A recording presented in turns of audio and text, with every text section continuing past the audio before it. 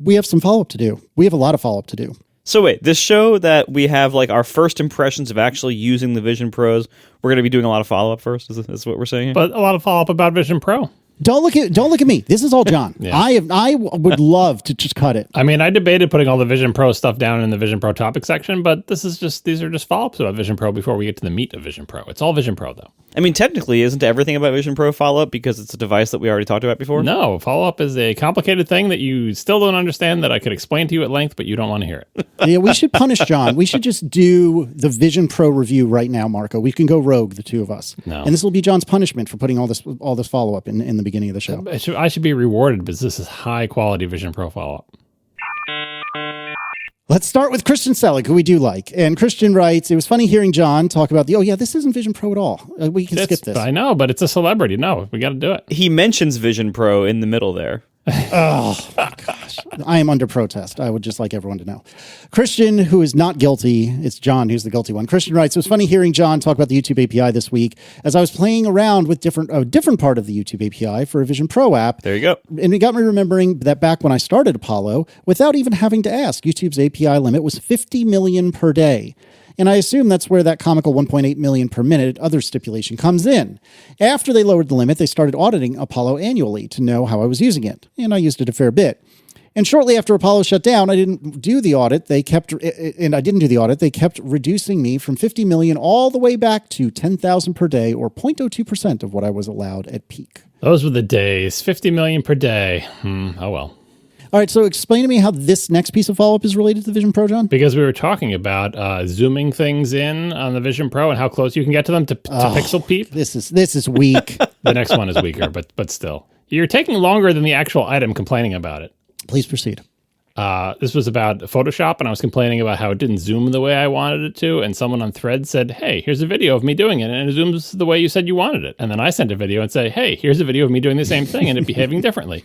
And so then he sent me a picture of his preferences with the preferences that he thought were related to zooming circled in red. And I said, I have all those settings set exactly the same way you do. Eventually, I figured it out. It was the overscroll setting in the tools section of Photoshop preferences. And the overscroll setting, when enabled, it allows scrolling past the normal bounds of the window.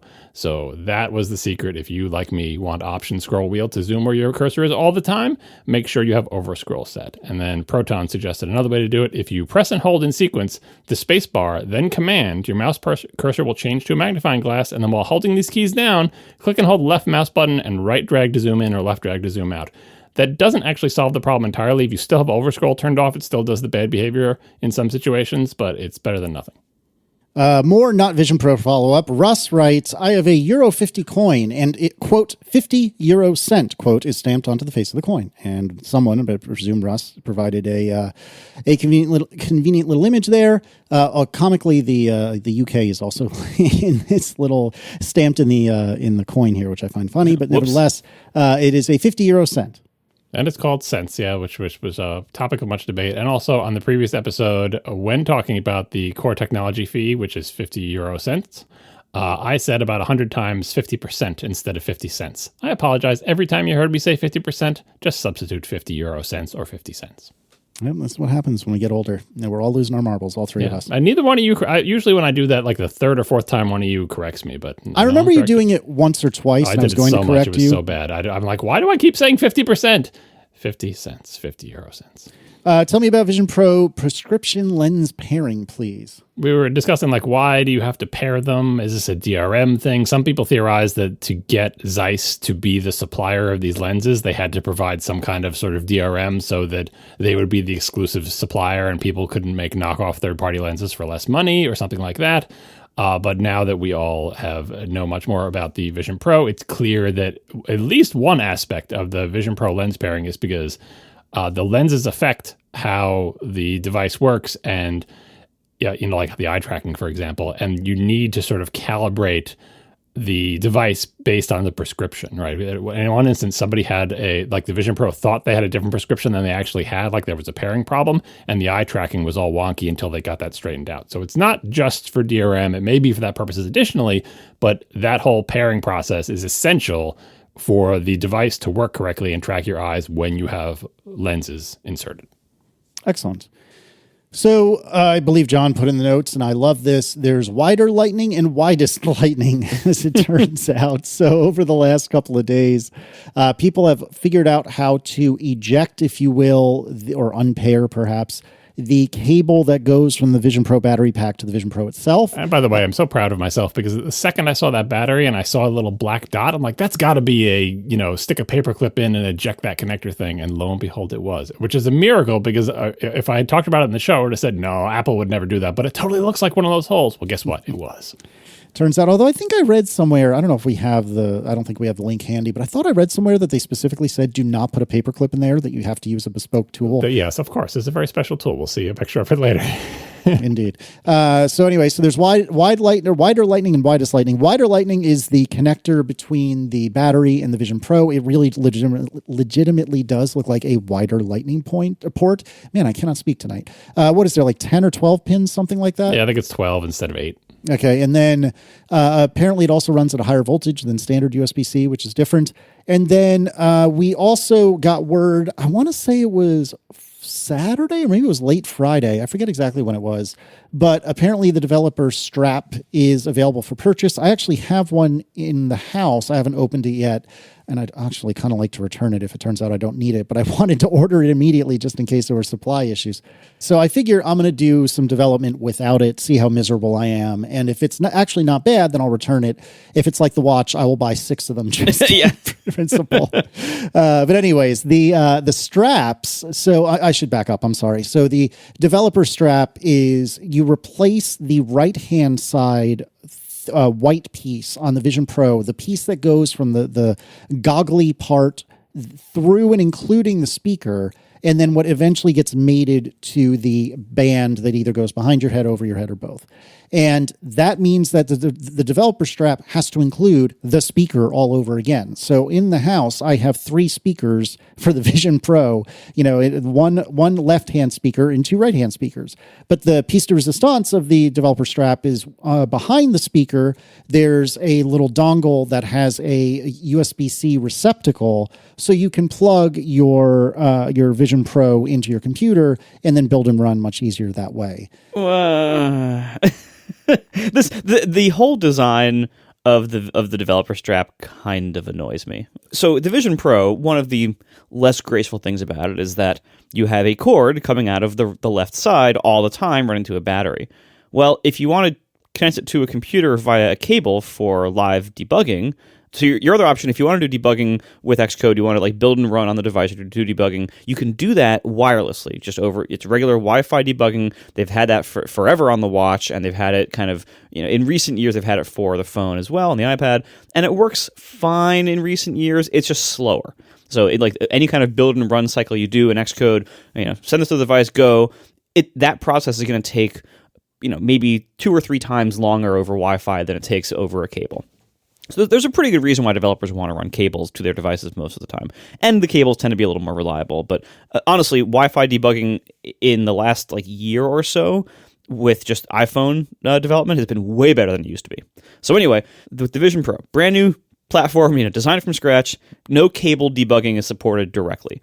So we're going to have this cabled battery that runs off one side with a 24-pin connector and a USB-C port on the other end of the battery. You want to wire it to your computer with USB-C? Oh, you can't use that. No. You have to instead buy a $300 accessory to wire this to your computer for development that has to replace the entire other side arm of the thing. And then you have 2 cables, one on each side, running out from the back of your headset. It is so cumbersome, and it's such a weird decision. Why didn't they just enable this same data connectivity through the many-pinned custom connector they made on the battery? That's the mystery of the battery port. Why does it have even more contacts than regular Lightning when all it is doing so far is providing power? I mean, I'm sure there's some, I'm sure there's a small amount of communication pins, for the battery to communicate with the Vision Pro. Right, but did you need more pins than Lightning? It's supplying a lot more power than Lightning ever supported, so I'm sure it has to split it up between those pins, but But they designed a custom connector with obviously, with probably what it seems like the future in mind, like future capabilities in mind with this large connector. And then they have a USB-C hole in the battery. But, you want to connect to your computer to USB-C or, through USB-C to the headset? Oh, you can't do that. You have to have now 2 cables running out of it. We still haven't gotten to why this is in this section, which is that the thing that connects that stiff little developer strap to the headset is another one of those things with a tiny hole where you're not supposed to put a paper clip, but you probably totally can. And what it does is eject the little stiff little things that are on the side of the headset. And so you can put your developer one in. And how does it plug in? It plugs in with an even wider lightning looking thing that is curved. So it's like curved wider lightning with many, many contacts. And I think it's asymmetrical. I think there's more contacts on one side than there is on the other. How many different lightning looking connectors can Apple make? This product alone has 2 brand new ones that we've never seen before. They can't stop it. They stopped making the main lightning connector on the new phones, and now we're itching. We got to keep using lightning somehow. We're hooked.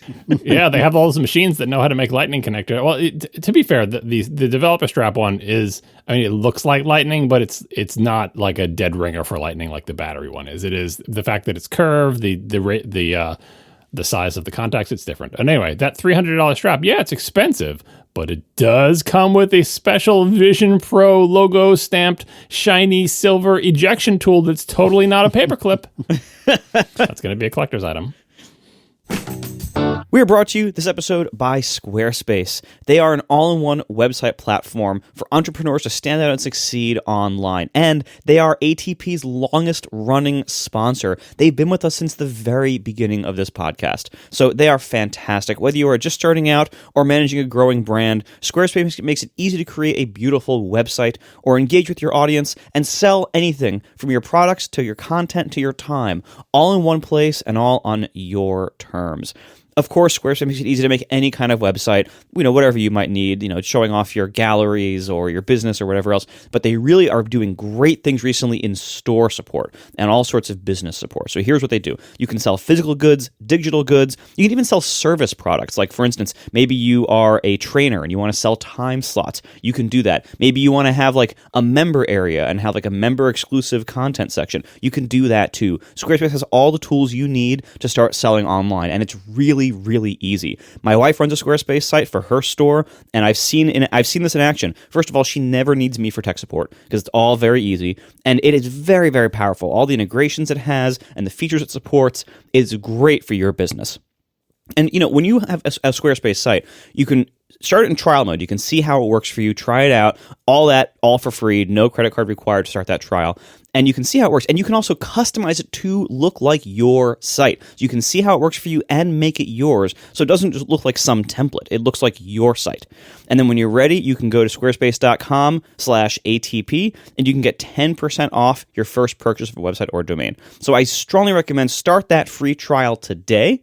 And when you're ready to launch, once again, squarespace.com/ATP for 10% off your first purchase of a website or domain. Thank you so much to Squarespace for being with us since the very beginning and for sponsoring our show. All right, so with regard to Vision Pro weight, and we're going to talk about this article in the future as well, I think, but there's a very good, I thought it was very good, Vanity Fair article that came out, I don't know, sometime over the weekend, I think. And Richard Howarth, the vice president of industrial design, said, quote, "There's nothing we could have done to make it lighter or smaller." Howarth explained, quote, "This is the state of the art."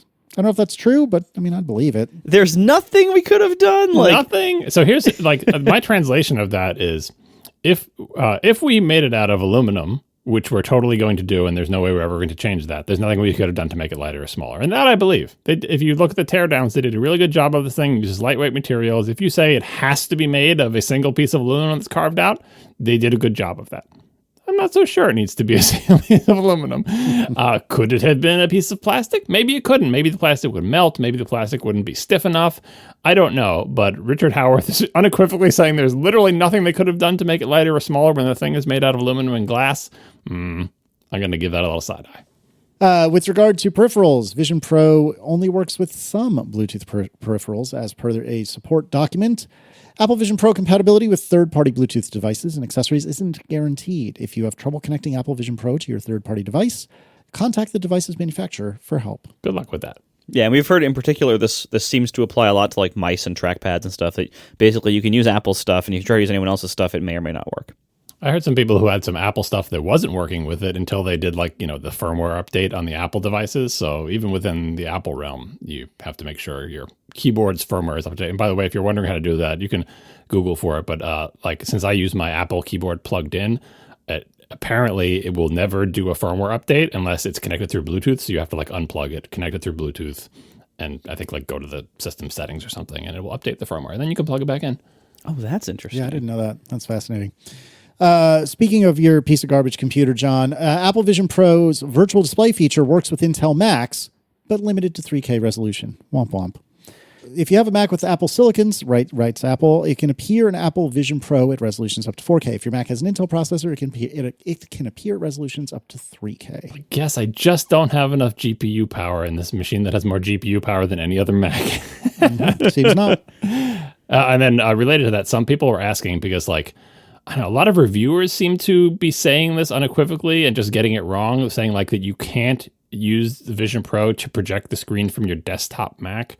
That is not true. You can't, if you look at all the Apple documentation, and literally I know people who have taken their Mac Studio and projected it into their Vision Pro, it doesn't have to be a laptop. Now, when you have a laptop, I think there are some enhanced features like the little floaty thing over the top of it or whatever that you click into to do the thing. But even if you have a plain old desktop Mac, you can do the mirroring thing where you see your Mac screen inside Vision Pro. So don't worry about that. Yeah, anybody who's using screen mirroring in Vision Pro. So there's the one way to do it where you look at your laptop and it sometimes puts up the little connect bubble above it, as John was just saying. But the other way to do it, which is much more reliable and will show your desktop as well, is if you open up the control center in the Vision Pro. There's one of the buttons in the control section of it is screen mirroring for the Mac, and you hit that and it just lists your Mac and you just pick it from a list. I have found so far that is far more reliable than looking at my MacBook Pro and waiting for it to say connect. Moving right along, the Vision Pro syncs data when not in use. And I actually have a little bit of experience with this myself. So there's a Mac Rumors post that says the battery pack for the Vision Pro also powers Apple Vision Pro when you're not wearing it, allowing the device to sync your mail photos and more. So last night I was using the Vision Pro in the hotel room, watching a little bit of 3D Black Panther Wakanda Forever, just to kind of try it out and see what I thought. And I left it plugged in overnight. And when I had taken the Vision Pro off to go to sleep, I want to say it was at 80 or 90% battery, something like that. And when I woke up, it was at 30%. I was like, wow, what the hell happened? And then it occurred to me, I bet it was syncing stuff, because it seemed like a lot more photos were actually on the device than were previously, and so on and so forth. And then I read this in the show notes, so I suspect that this is all one and the same thing. Yeah, and it's for something with such short battery life, if you're not plugged in, it's important to actually give it time to you're like, why don't I see all my photos? Well, it has to at some point have time to download those photos. And we know that all of Apple's Photos things are afraid to do that unless you're not using the device. So don't reflexively disconnect the power every time you stop using it, because then it will never have time to download your photos, because you're either using it or it's literally powered off. Is that the Vision Pro version of force quitting all your apps on the iPhone? Yeah, basically. I have a story about that a little bit later too, but yeah. Oh, no. Yeah, that's not good. With regard to performance throttling, Apple is trying to get ahead of the gate, apparently. Apple Vision Pro has built-in software and hardware systems that help reduce performance impacts that may be noticed in certain conditions, such as a battery with a low state of charge, a high peak power situation, or a chemically aged battery. The system is automatic, always on, and works to provide the best possible performance. Power needs are dynamically monitored, and performance is managed to address these needs in real time. The system allows Apple Vision Pro to balance and reduce performance impacts as much as possible. The user may or may not notice the effects on device, which may be temporary. Depending on the device battery state and the tasks that your Apple Vision Pro is handling, some examples of these effects might include longer app launch times, lower frame rates, reduced wireless data throughput, screen dimming, or lower speaker volume.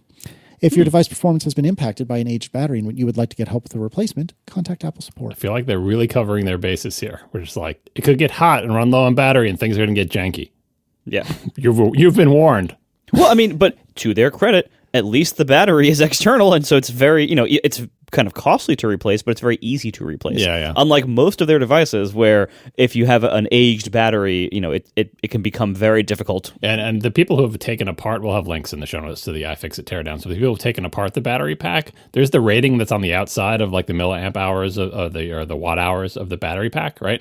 But when they took it apart and looked at the actual like little black, lithium-ion pouch battery, they're not pouches, whatever they are, like the battery packs that are in there. It seems like, based on what's stamped on that stuff, that the number that's on the outside of the battery pack in watt hours is 20% lower than the actual capacity. So they may essentially be giving you 20% more battery, but then lying to you and saying there's not 20% more battery in here, like essentially forcing that battery to never go above 80% charge. It's basically like 3 big iPhone batteries inside there. So that's interesting if they're doing like essentially the electric car thing of like, this is how much battery you have to use. Yes, there's more battery in there, but that's not for you. Kind of like how SSDs are over provisioned or whatever. And I think that's a really good idea, especially for something with such low battery life as the 2.5 hours for the Vision Pro. John has been on a tear with regard to Vision Pro color reproduction, and I'm not going to handle this, John. This is all you. But I will say that when you started down this path, I was like, John, nobody cares. Nobody cares. You're the only one who cares. Nobody cares. And then I was using my Vision Pro in my hotel room yesterday, day before, whenever it was. And I was doing the Mac virtual display thing where your laptop is in the Vision OS world. And I looked down at my MagSafe connector, and the laptop was charging at the time. But I tell you what, whatever color that charging indicator was, it was not the orange I expected. So even though in most cases I don't notice this at all, even having watched a modern film on the Vision Pro, there may be something more here than I originally gave you credit for, John. Well, so here's the thing. Like, obviously, one of the reasons I'm evaluating the Vision Pro is because I watch a lot of television and movies, and this is a great television and movie watching device. So how does it measure up? And I started down this journey learning that one of the areas where the Vision Pro is behind not just like good television sets, but also behind Mac displays, is that the Vision Pro displays, for all their amazingness, which we will discuss in a little bit, don't even do 100% of the P3 color space, which Macs have done for many, many years, right? We'll put a link to the show notes to show you a diagram of how big is the color space for like plain old HD TV or the P3 color space or the more modern Rec 2021. So good televisions like mine do 100% of P3, and so do pretty much all good Mac monitors, but they also do over 90% of Rec 2020. The Vision Pro doesn't even do 100% of P3. So for color reproduction, it is not really up to the task of showing all the colors in that modern Hollywood movie as well as a television set. Probably not a big deal, but worth considering. This is a first generation thing, and I was kind of surprised to see that it didn't even cross the bar that good Mac monitors have crossed ages ago. And this, of course, led me down a journey of like display specs, because now people have these, they're tearing them down, they're putting them underneath microscopes. So here's what iFixit had to say about the Vision Pro resolution, as measured by literally ripping out the Sony displays and looking at them in a microscope and measuring them. Their guesstimate for resolution, and I think there's been official resolution numbers, but anyway, I'm just telling you iFixit's guesstimate based on measuring, right, is that each one of the little eye displays is 3,660 by 3,200 pixels, and that is about 11.7 million pixels per display, which is roughly the total of 23 million that Apple says it is. And the important thing that they were discussing is like, how good does this display look? I know we always talk about DPI or PPI, pixels per inch, when we talk about Mac monitors and Retina resolution. But now, once we're talking across Vision Pro and iPhones and all this other stuff, it's the equation changes a little bit, because those Vision Pro screens are like less than an inch from your eyeball. Like they're really close to your eyes. So all the stuff of like, oh, a good Mac monitor has to be 200 PPI. Yeah, that's when you're looking at the monitor from like 1.5 feet, 2 feet away. What about when it's 1 centimeter away from your eyeball? Suddenly what you care about now is not PPI, which the PPI for these screens is insane. I think it's over like 3,000. What you care about is pixels per degree. As in, if you look 1 degree to the right, how many pixels have you just crossed, right? And there's 360 degrees all around you. So pixels per degree, PPD. And the Vision Pro is 34 PPD, which is apparently pretty good for a headset display. And it's got roughly 100 degree field of view, which is okay. I think the MetaQuest one is a little bit wider one. According to THX, the movie people, the ideal viewing angle for movies is 40 degrees. And the minimum recommended angle is 36 degrees. So you've got a 100-degree field of view, and if you're watching a movie the way THX wants you to watch it, and like the Motion Picture Association have similar numbers, the movie screen should be 40 degrees in your field of view. So you shouldn't really be filling your entire field of view with the movie screen. But hey, you do you, whatever feels comfortable. Some people like to sit in the front row. Anyway, so that led me down the road of doing the PPD calculator for all my other devices. I first compared it to my iPad Pro 11-inch, which I watch a lot of stuff on sitting in bed. That only has 28 ppd when viewed from the distance that I view it, of like 14 inches. It has 3.9 million pixels, which is fewer pixels than a single one, significantly fewer pixels than a single one of the Vision Pro displays, and it has a lower ppd, a lower pixels per degree, and it has 86-degree field of view at that distance, right? So Vision Pro wins in terms of resolution, number of pixels, probably everything except for color reproduction, because again, iPad Pros do 100% of P3 at the least.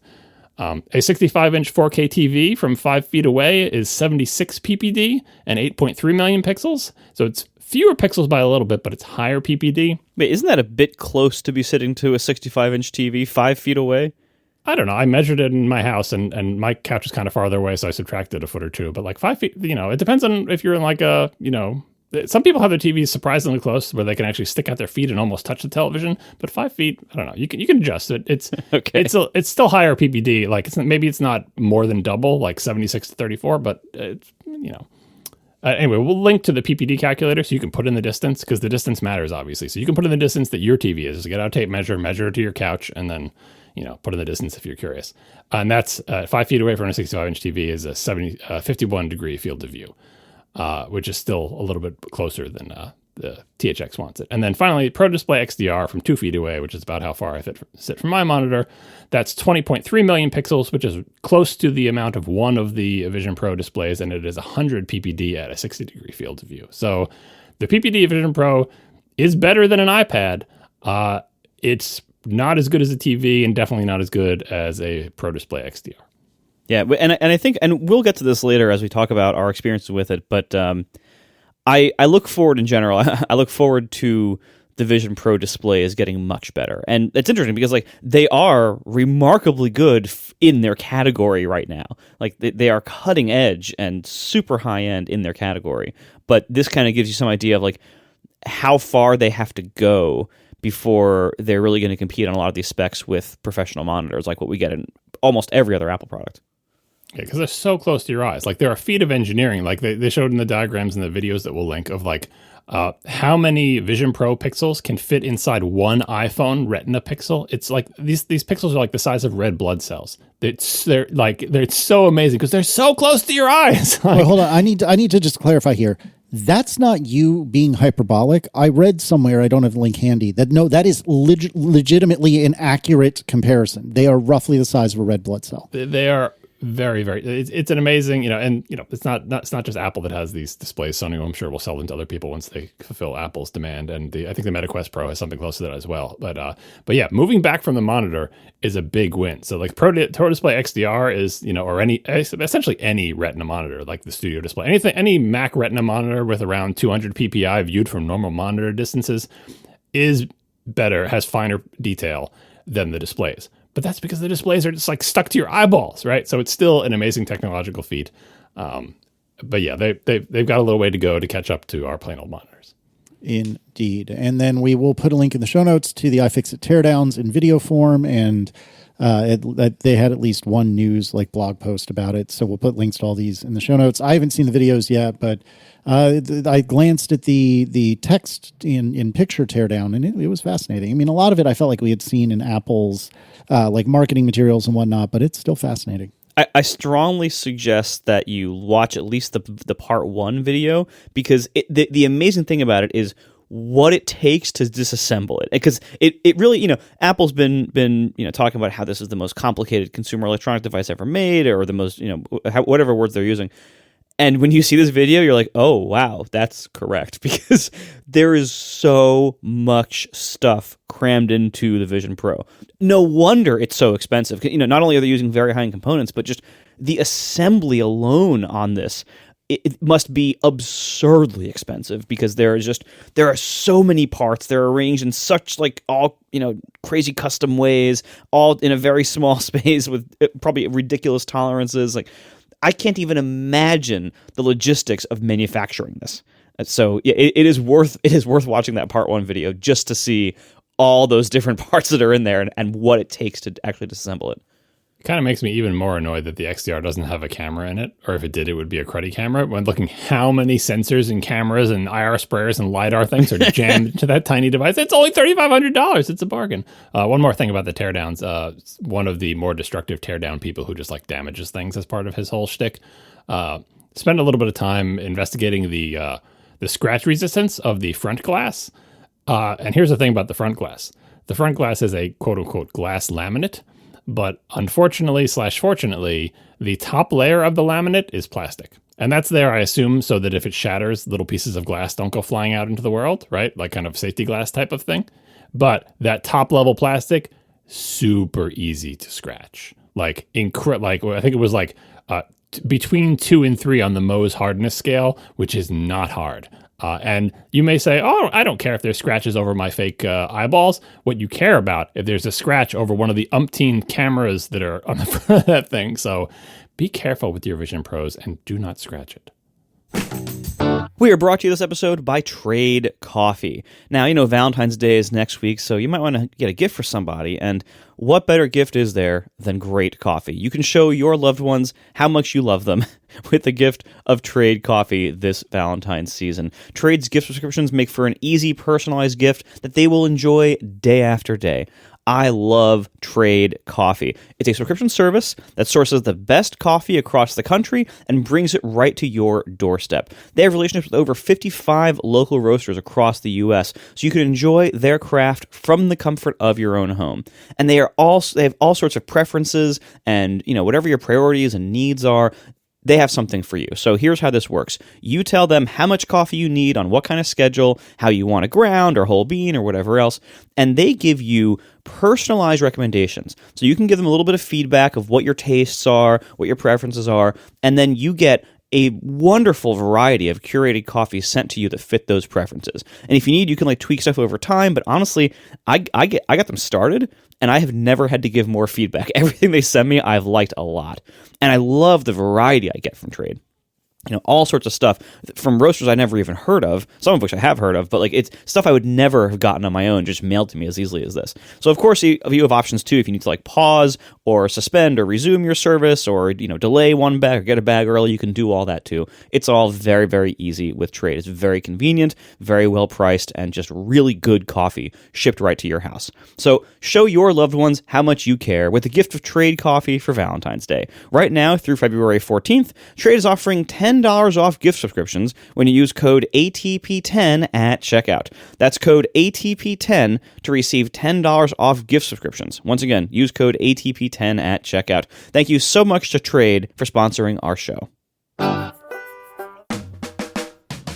Do you want to start with John and your experience with Vision Pro? Yep, mine will be the briefest because I have the least time with this, but it is now a non-zero amount of time. I did the in-store demo thingy that they offer. I'm very glad you did. Did you do the thing where you just walk in, or did you sign up in advance? I signed up for an appointment, and the first weekend it was for sale. They wouldn't let you sign up for an appointment, so I had to sign up for the Monday after the weekend. I don't know how long they're going to be doing this in the store, but I would encourage everybody, hey, it's free. You get to try Vision Pro for free. You can make an appointment, schedule some time to do it, and, get while the getting's good, right? Anyway, I went to do this just to have some experience with it at all. The one thing to note about the experience is when they were setting it up, obviously they've only been doing it for 2 days. There's this whole big process. It's not that interesting where they measure your glasses and have you scan your face with your phone and do, all this stuff. And then they bring the Vision Pro out with the lenses already in it. It's all nice and Apple-y. And then they have an iPad where the person who's guiding you through it will be able to see what's on your screen, right? And that whole process of pairing, it was like an iPad mini, pairing the iPad to the Vision Pro so they can see and stuff wasn't working. And I could clearly see that the person who was doing the demo was trying to hit a button. It wasn't working. And I got to see right off the bat, when things aren't working, what do you need to do? Twist that power connector on the Vision Pro because there's no on-off button, right? You can't just turn it off and then turn it back on. You got to disconnect the power connector and connect it back in. The person did this a few times and eventually called over one of the more senior Apple Store people to say, hey, I can't get the thing to pair or whatever, right? And you know what the solution was, of course. Yeah, I learned this from messing with my Sonos stuff. You learn this by doing it. I learn this every time I help my kids with something's wrong with their computer. What is the first thing you try? They'll spend an hour banging their head against it. They'll be super mad. They'll come to you and say, you need to fix this. And then when I fix it, they'll say, what did you do? And you know what I did. You unplugged it and plugged it back in? You got it, baby. The person needed to reboot their iPad Pro as well. Don't just reboot the headset, reboot both devices. Why do I reboot the Sonos, reboot the phone? Now it's working. Always turn it off and then on again. Anyway, that started working. So putting the thing on my face, I had read so much about the comfort and fit of the thing. I kind of knew what I was going for in terms of like how tight should the strap be, where should you feel the pressure. I tried to kind of make the pressure even between like my forehead and my cheekbones, right? They did not offer the dual loop, so it's just the single thing only. So I got that as good as I could get it. I did notice, and I don't know if this is a prescription lens thing or not. Maybe you two can tell me, or at least Marco can tell me, because correct, Marco, you don't have prescription lenses at all in yours? I actually got the reader lenses. I'll get to that later, but I've been using them. Okay, well, anyway, I have the prescription lens, obviously, and I did notice what I thought, and I continue to think, is some kind of reflection of Apple Store beige. You know, the Apple Store beige, like the tables and everything, right? Some kind of reflection of Apple Store beige in the lenses inside the headset at certain angles. And there is light, like the light guard thing does let light in. So there are places where the light is coming in. I don't know if that was light coming from like behind me, like in the gaps between my like temples. You know what I mean? Occasionally I did see that. I assume a more controlled lighting environment or a better fit would solve that problem, but I just thought it was worth noting. It would not. No, I've seen a fair bit of something that's either a smudge, but I don't think it is, or reflective inside the Vision Pro. And this has happened to me fairly regularly, so maybe my fit is totally jacked. I don't know, but I don't have any lenses in mind because remember, my eyes are trash, but the only way I can fix my eyes are with hard contacts. And so I didn't put any lenses in mine. I don't have any in the house. You know, mine is a vanilla Vision Pro. So for whatever it's worth, so a bunch of reviewers did mention glare issues and you know, some, you know, whether it's glare or flares or both on lenses, that is definitely an issue with even the stock, you know, no additional lenses configuration. But also for whatever it's worth, I'm in kind of a maybe unusual position here that I have some need for reading glasses at certain distances, but not a strong need. So I actually can use the Vision Pro just fine with or without these. So I've actually spent a decent amount of time with both trying to figure out like what is best and sharpest and most comfortable for me. So I can tell you for sure there is some flare with the stock lenses no matter what. And then also when I add the reader lens inserts to it, there is noticeably more. Like I like if you just like look up and down, like move your head up and down, you will see reflections on the lenses with almost any content you're looking at, in almost any room you're looking at. Do you think it's a reflection, like an internal reflection of the screen image, or do you think it's light from outside? I think it's internal reflection, but I could be wrong. I mean, maybe I'll get to all this. I'll do some of this stuff early. I'm glad I went to the store because I got to try on a few different face shields and pads because however I was wearing it, there was always a decent amount of light leaking around my nose. And apparently what we're hearing from people is that that's actually kind of to be expected, and there isn't really a perfect nose seal for many people. Yeah. I guess I have an insufficiently sized nose. I'm not sure. I mean, my nose is plenty big, and I still had that gap. Same. It's just the nature of the beast, I feel like. It was like, some people were even arguing like that if you did maybe get an aftermarket thing to seal off that part, that it would just make the environment even less kind of breathable. I know the fabric is breathable and everything, but like maybe that air gap actually serves a function. But yeah.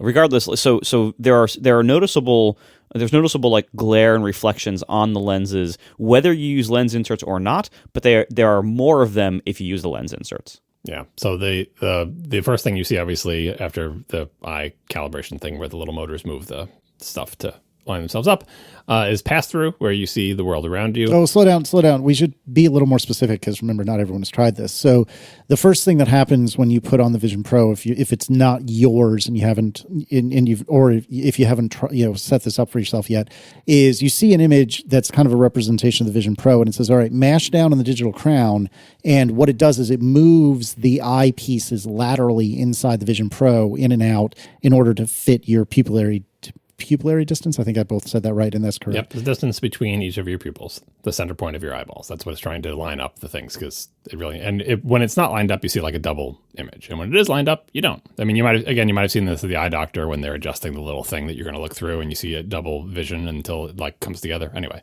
that's that. And yeah, then it turns on the pass through. The pass through, I've seen a lot of videos of people using the pass through, and obviously now I'm using the pass through. The pass through is kind of like you're looking through sunglasses indoors, in that it's dimmer. And I think that is a software choice, that they're making the real world dimmer. And the reason I think it's a software choice is that when the UI starts coming in, the UI is not dim. The UI is plenty bright. That is customizable in software, and they kind of raise and lower the light level in different conditions intentionally in software. So sometimes it is like just pure, brightness, transparent, etc. But like if for instance you go to watch video content, usually it will dim the surroundings there. There's also some of the environments that you can set are just lighting modifications to your transparent environment. So, some of the environments you can set are like, I'm going to be on top of a mountain, but some of them are just like, make my room have fall light or something like that. Yeah. And it just kind of tints the lighting color of the room or makes adjustments. So anyway, so that is variable. If you try one of these on, you're like, oh, the Vision Pro displays suck. This is so dim. It's not the displays, believe me. It's the brightness is not their weak point. So that was interesting to note. And oh, by the way, I had some friends who also did the in-store demo. One of my friends said he did this before me. He did I think the walk-in thing. Or no, actually, I think it must have been the day before me. Anyway, he said, hey, I tried it. And at one point they had me going through panoramas, which I'll get to in a little bit. And I got motion sick and I had to bail on the demo. And I was like, oh no. With just panoramas? My friend is not known for being particularly motion sick. And he was getting motion sick in the 30-minute in-store demo of Vision Pro. I hadn't even thought about this in ages. Like, VR, basically the reason I had thought about it is we've seen tons of reviews, all the, people who use it at WWDC, all the press that went to review it then, the reviews that are on YouTube. Pretty much nobody is mentioning motion sickness. And then I hear like a day or two before I'm going to do my demo that my friend got so motion sick he had to bail out of the demo. And I'm like, this does not bode well for me, right? So I was so afraid. I even told the person, I'm like, just to let you know, I get motion sick. So if there's anything you can do to like help me prevent that from happening, and I was already going to try to like not wave my head around like a madman or whatever. But anyway, that's my mindset going into this. So the UI comes up. I'm struck by the stability of the UI. Again, I'm pretty sure this is the very first VR headset I've ever used. But what I have seen, of course, is tons of video of other people using VR headsets, like they'll post a YouTube video or whatever. And I've also seen tons of video of people using Vision Pro when they post their videos. And this is one of the weaknesses of Vision Pro from marketing. If you've seen a video of like, this is what the person inside the headset is seeing, and everything's shaking all over the place and it looks janky, rest assured it does not look like that when you're in the headset, right? Because your eyes and brain perform a stability function. And what that means is that like when those icons of the home screen are floating over the table, what everybody says about them is true. I am amazed at how non-jittery crap is inside here. Whatever, windows, icons, things. And what I mean by that is like you're seeing pass through, you see the Apple Store table, you see the whole Apple Store. When those icons plop themselves in front of you, they're like a foot in front of you or whatever, over a certain position in the table, they do not move from that position in the table. Now, again, I wasn't shaking my head around like a madman. I'm sure I could jank it up a little bit. I'm intentionally trying to go, but they don't jitter, they don't jump, they don't move around. They are so incredibly stable. And I'm like, okay, they did a good job with this. Again, I have nothing to compare it to. I'm just saying that like objectively, with no other comparison other than what does a real circle hanging in front of me look like, they looked very, very stable, and it was very impressive. On the flip side of that is the part where you take your hands and put them in front of anything that is displaying, a window, a background, a panorama. Their ability to mask out your limbs, not hot. It is probably the most janky thing that I have experienced inside the Vision Pro is how it masks out your limbs. Granted, it's a hard problem, but if you want to see something that looks all flickery and cyberpunk, put your hand in front of something. It's yeah. it it is what it is. It's not a big deal because it really doesn't affect your using things. And believe me, like you're not going to have your arm out in front of you when you're doing stuff, right? I'm sure the Apple Store people would have told me not to do that if I had done it, but of course I already knew not to. Eye tracking. This is one of my experiences when I was doing stuff. I was trying to sandbag a little bit, but obviously I already know how everything works, right? So they're like, do this and look at that and do this thing or whatever. And one of the things I experienced, they'd be like, okay, just go, see that X over there? Look at that and close the window and whatever. And I would look at it and the X wouldn't highlight. And then I'd look at it harder.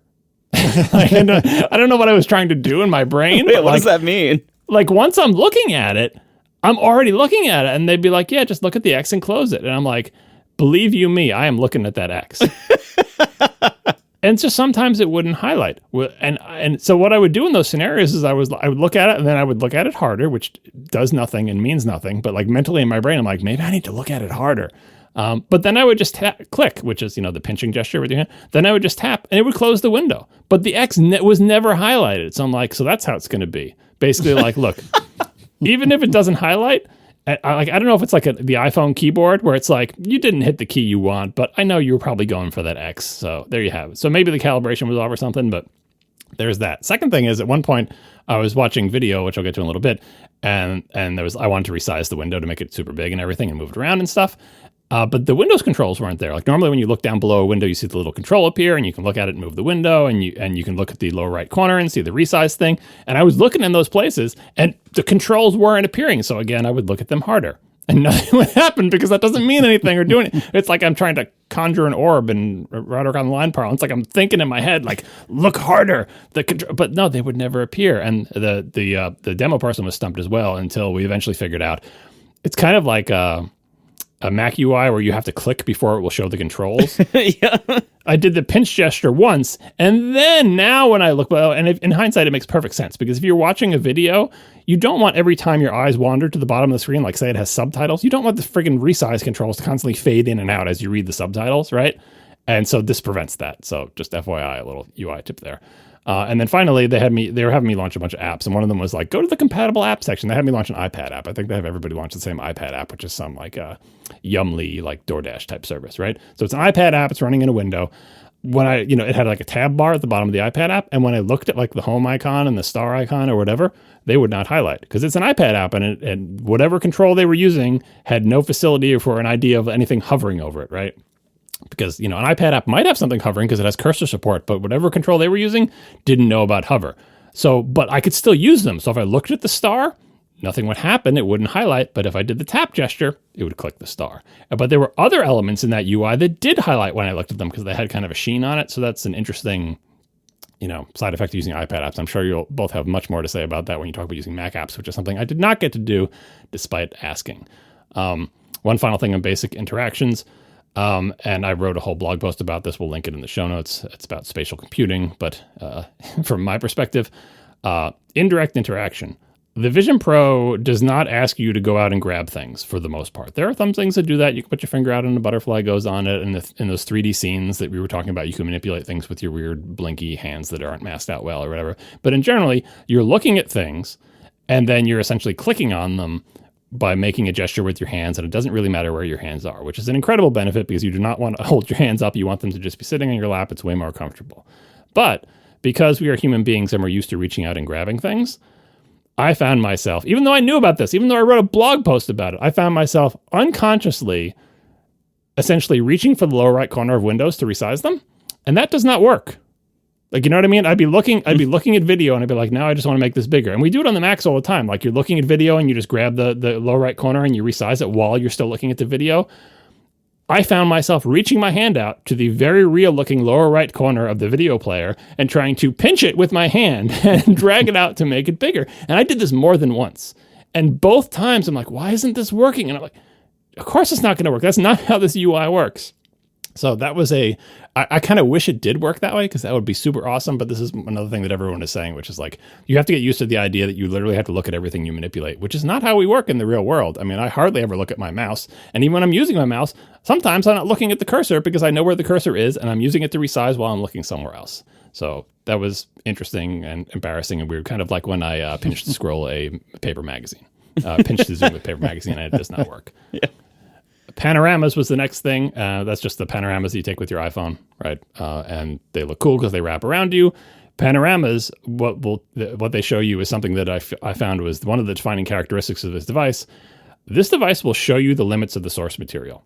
Panoramas do not have enough resolution. And this is like the Apple demo panorama. So whatever this panorama was taken on, it's the best panoramas provided. These aren't mine. These are Apple's. It does not have enough resolution to look really cool. But that's not the worst thing about it. Because the next thing we did was environments where, you turn the little dial and you can be, wherever that place is with the lake and the mountains, or you could be on the moon, or you can be stuff like that. And for someone who has never been in VR before, and this is towards the end of the demo, this is where we start what I would call the convincing phase of the demo. Because all the rest of the start is like, oh, you've got windows and it looks real cool. But if you don't know about the technology involved, it's not that impressive. Once you turn that dial, you might be thinking, if you've never used a VR headset or if you've never used Vision Pro, you're going to turn that dial and it's going to show a big wraparound picture of a mountain. That is not what's going to happen. What it's going to show is what looks to you, for all the world, like a real mountain and a lake. And it's just 3D. Like I went to Captain EO when I was a kid at Epcot. I've seen 3D movies. It's just showing a different picture to each eye. They had like those, what are they called? Things in like the 1900s that you'd hold up to your face. There's stereoscopes. Yeah, there's some other word for them, right? Showing a different picture to each of your eyes is not a new human technology. What is new, I think, is showing each eye 11 million pixels, the size of red blood cells in front of your eyes. And that does actually make a difference.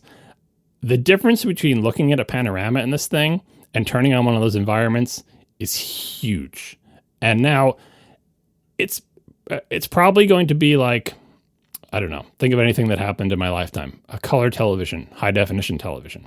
I remember when I first saw a high definition television that I was super impressed by it. But being impressed fades and it just becomes, a thing you're used to. That will happen with this as well. But right now, we're in the impress phase. and it was something that I had never seen before, like literally never seen before, because when have I ever had that many pixels in front of my eyes without some weird dimming or polarized lenses or like flickering thing or whatever? There is no comparison in any experience that I have ever had of seeing something with that high fidelity in stereo. And it really did feel very different than looking at a big wraparound picture. And there's just no way to express that in an ad or a YouTube video or anything like that. You have to see it yourself. And then they really cranked it up, and they were showing like the spatial video from the iPhone 15 Pro and spatial video from the Vision Pro. I think in that order, because the 15 Pro wasn't as good because the cameras aren't that far apart and the resolution is low and the frame rate is low. The spatial video from Vision Pro does better. And then to top it all off, they do what I think was described. The people at the App Store have like a script that they're essentially reading from the iPad. I think they actually described it as 8K. I don't know what that means in this context, but the 8K 360-degree spatial video of like Alicia Keys singing to you or a shark swimming up to you or a rhino. And again, there's nothing like that I've ever experienced in my entire life. It's just two really high resolution HDR images being shown to each eyeball. But if you've never experienced it, you should. And eventually you will. Don't worry. We all will. And it will become boring. And our grandchildren will think it's dumb that we're even talking about it because that's just how the world works. But right now is not that time. I urge you to go and try this if you've never tried it. All the big janky headset, the heavy thing on your face, the windows, you don't care about any of that. Just go to see a shark swim up to you in this headset. When you see a YouTube video of it, you'll be like, so what? It's a stupid video of a shark. How many videos of a shark that I've seen? When you're in the headset, it does not look like a video of a shark. It looks like you're in the water with a damn shark. And I know that sounds dumb. I know that sounds simple. But take this moment to, if you've never experienced this, too. And if you have like MetaQuest Pro and you experience this, you're already there. You were ahead of us. You're an early adopter. But I have never done this before. And like, I went into this thinking, I'll try it or whatever, just so I have something to talk about on the show. I did not come close to buying one of these things, but I am way closer than I was before I entered that store.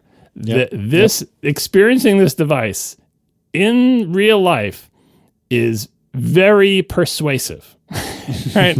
Like, very persuasive. And what it makes me look, I was like, look, this stuff that I'm seeing, it's a bunch of demo stuff. There's nothing you can get like this. It's not a big deal. Like, but you immediately see, like, in the future, there will be content for this, and the thing will be better, and it will be lighter, and the price will be lower. Like seeing sports and stuff it's like just, it is extremely compelling. And also the final thing that I'll say is some of the things they were showing where you're in a room with people, or you see people playing sports or whatever. It occurred to me also that media produced like this, like a television drama or a movie or whatever, will be upsetting or compelling / upsetting in a way that existing media is not. Probably the same way people felt when seeing something like seeing violence in a movie in, color, right, is more upsetting maybe than reading about it in a book, because you viscerally feel more like you're there, like a war scene with bullets flying over and the audio and surround sound. Like the fidelity of the experience can affect your emotions. Well, I can tell you that the fidelity of the experience of now seeing that in non-janky 3D, where it literally feels like you're there and you can look around, it feels so much more like you were in the room, like in an upsetting way. And so if there ever is like dramatic fictional content, which I imagine there will be someday in this format, for old people like us who did not grow up experiencing this, it is going to be upsetting. Like maybe in good ways, maybe in bad ways, but like viscerally, like imagine if there's like a play that you're watching, but you're on the stage during the play, right? And forget about stuff that's not fiction. Like if someone does like news footage from a war zone in this format, like there should be content warnings, because it is so much more like you were actually there than looking at it on a screen. There are limitations. You can't really move the camera around that much. All sorts of stuff that would have made me motion sick. But Apple was real smart in its demos, where the camera was either locked off and did not move at all, which thumbs up for me, or it moved super duper slowly. And by the way, once the camera did move, like they had one where it's like the camera was moving like the Apple TV screensavers, where like whatever they're flying is going super slow towards an island in Hawaii or something. The camera was moving at like really slow. If you've seen that screensaver, like not fast at all. It moved 3 inches, and I felt like I was like had been dropped out of a helicopter, like that stinking stomach feeling, or like if you've ever done the Soarin' ride at Epcot or whatever. Multiply that by like 100, and it was moving like half a mile an hour. I can only imagine looking at like going on a roller coaster in this thing, or flying in a plane or whatever. It was something else. And I know this is old hat for everybody who tried this WWC. Everyone who's had it for a week. I used to think for 30 minutes, who cares? But all I'm going to tell you is that if you have not ever experienced HDR, high-res stereo video of literally anything, a stupid bird, someone walking back and forth in front of you, you must do this, because eventually your grandchildren will be bored of it. Yeah, just to jump in very quickly, I think it's important to reiterate or perhaps further explain that there's several different things that we're kind of intermingling here. You can watch a 3D movie, and I haven't watched Avatar yet. Maybe Avatar is different, but with regard to like Wakanda Forever, which is what I chose to watch, it's still a rectangle that does not take up that much of the available viewport, but there's a depth to the image you're seeing there that's fairly similar to how spatial video works. It's less rigid on the edges, but there is a viewport to what you're seeing. There's depth within the viewport, but there's still a viewport. And I have to add, because that was part of the demo that I forgot to mention, they had me watching the Mario movie, which is a computer. It's a CG movie, so it's all 3D. I felt the same way watching the Mario movie as I did watching like Avatar in the theater in 3D, only it wasn't as bright. I don't think the 3D in movies is designed with headsets in mind. In other words, I think there is less depth. Like, I know that you're talking about the viewport, but forget about the viewport. Pretend there was no viewport. Just the depth data is not realistic depth data. It is more like, I don't know if it's compressed. There's something about it that, and there's no reason on a CG thing for it not to have 100% depth data, because it's literally a computer. They know the depth of every single pixel in that scene. So it's not like they have to like pick regions like, oh, this was the live action and this is the CG. The whole thing is CG. So there's no reason for it to be like this, but it looked flat. And it wasn't just the rectangle. The rectangle didn't help, but it wasn't just the rectangle. So if you're going in this thinking you're going to, and again, I didn't see Avatar either, but if you're going in this thinking 3D movies are going to look radically different, they won't. They'll look like they do in the theater, but much brighter. But that is night and day from Alicia Keys. Yeah, and that's the other kind of thing that happens. So there's a different mode, for lack of a better way of describing it, which is immersive, is I think the key word that they use here. And what that is you no longer have a viewport, or not in the same way I was referring to it earlier. As you move your head, you are looking around within the scene in which you're watching. So in the case of Alicia Keys, I was talking to Mike over the weekend, and he described it, I think, very aptly as Alicia Keys singing at you. But that being said, it is incredible to watch. And what you are in a studio, I think in LA or something like that. And as you pan and tilt and move your head around, the image that you see is moving along with it. It is a fully immersive image, and it's as far as the eye can see. Now, there is eventually an edge to it, but it's as far as the eye can see, when you first start it, and then as you look around, you can eventually get to the edge. But it's all around you. And in the Alicia Keys thing, I watched a bit of that more than the demo. I watched like maybe a third of it or something like that. And as you're watching it, you can see that there's these white pieces of furniture. They're almost like obelisks, and there's 5 of them or something like that stationed throughout the studio. And come to realize those are the 360 cameras, because over time, and they don't show this in the demo, they switch between these different points of view. And in every one of them, you can turn your head left and right. And the sound, which you haven't mentioned yet, John, but the sound coming from these ear pods, it is not as good as AirPods Pro, at least, but it is astonishingly good. And also the surround, the faux surround, is astonishingly good, given that you've got these 2 ear pods that are a solid, a couple of centimeters away from your ears. It is very, very good. But anyway, so yeah, there are these immersive experiences. I watched the Alicia Keys one. I watched I think it's called Highline or something like that. It's about the tightrope walking one. Yep, the tightrope walking one. And then there's a dinosaur one, and I think that might have been all I saw. But they're incredible. They're just mind-shatteringly good, because it's like you are in that scene. You are there in a very different way, for me anyhow, in a very different way than spatial video. Like spatial video, you can say, oh, yeah, that's about what it looked like, isn't it? That's kind of similar to what it was like. Whereas with immersive, you're friggin' there. It's absolutely unreal. Spatial video is another example of showing limitations of the source material, because definitely on the iPhone, where it's like, I think it's like 1080p, 30 frames per second or something. It's not high resolution. Well, it's not that much better from the Vision Pro. I think it's actually roughly the same specs. Like it has better spacing. Right, but the Vision Pro has the cameras farther apart. Like the cameras are eye width apart, and I feel like that does make a difference. Oh, it could have also. I mean, Apple is providing this media, so I didn't. Whatever. Maybe they just had better lighting conditions for the like the one I saw was the birthday one where they put the cake real close to you. Those were not nearly the experience of seeing the shark swim towards you in the water or whatever. But I saw that and I said, we need to start shooting janky iPhone 15 Pro video of my kids right now. Yes. Right? Even though it's going to be janky, it's not going to look as good as the cool stuff. But like, look, it's better. It's literally better than nothing. We have an iPhone 15 Pro. The cameras are too close together. The frame rate is too low, and still, we should shoot some of it. Not all of it. We should still take regular video at 4K and everything. But I want to have some of this. So that was convincing enough to let me know. It's like, unlike live photos and portrait mode and other stuff that Apple introduced that I have no interest in, I'm going to do this. If my kids will let me, I won't tell them I'm doing it. Even though I know this is the worst version of this is ever going to be, because it is more emotionally connecting than seeing a flat photo in some cases, right? And so I want to have both. I want to have high quality flat photos. I want to have good high resolution video and audio, and I want to have some of this spatial 3D stuff. That's why I think when I look at this, like my mind just shot forward and I'm like, this is going to be so boring to my grandkids, right? This is just going to be something that's in the world. Just like high definition television is not something my children think about at all, but I was so impressed when I saw the first high definition CRT television. Like, wow, it looks like it's real. That's this moment for me.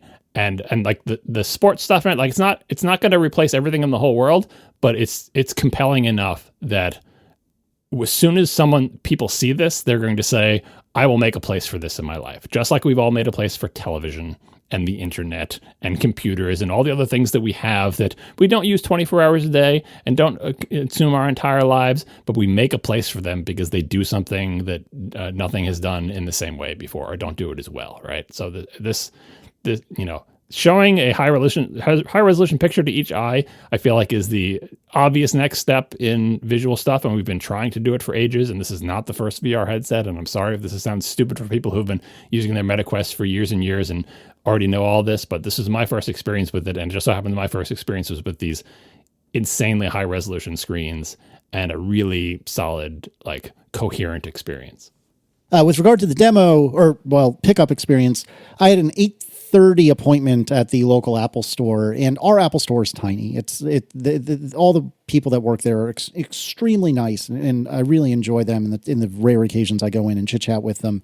But they refer to themselves as the Wild West, because this is not the Fifth Avenue store, which I was in yesterday. This is not the Soho store, which I walked by yesterday. This is not the Grand Central store, which you and I were in a couple of months ago. This is a very tiny store.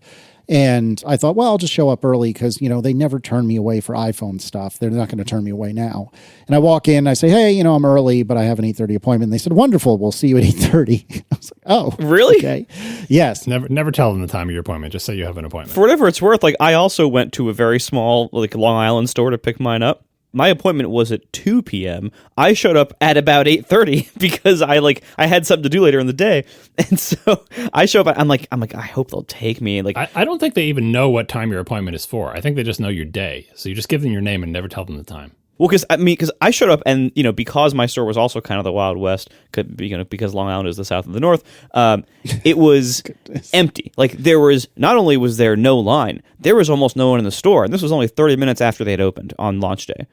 So the funniest thing about the store was as I'm walking up to it, and like you said, Marco, it was mostly empty. I mean, it was busy for 8:30 in the morning since it doesn't typically open until 10. But given that it was the launch of a brand new Apple product, it was effectively empty. And as I'm walking in, I see off to the side, that's funny.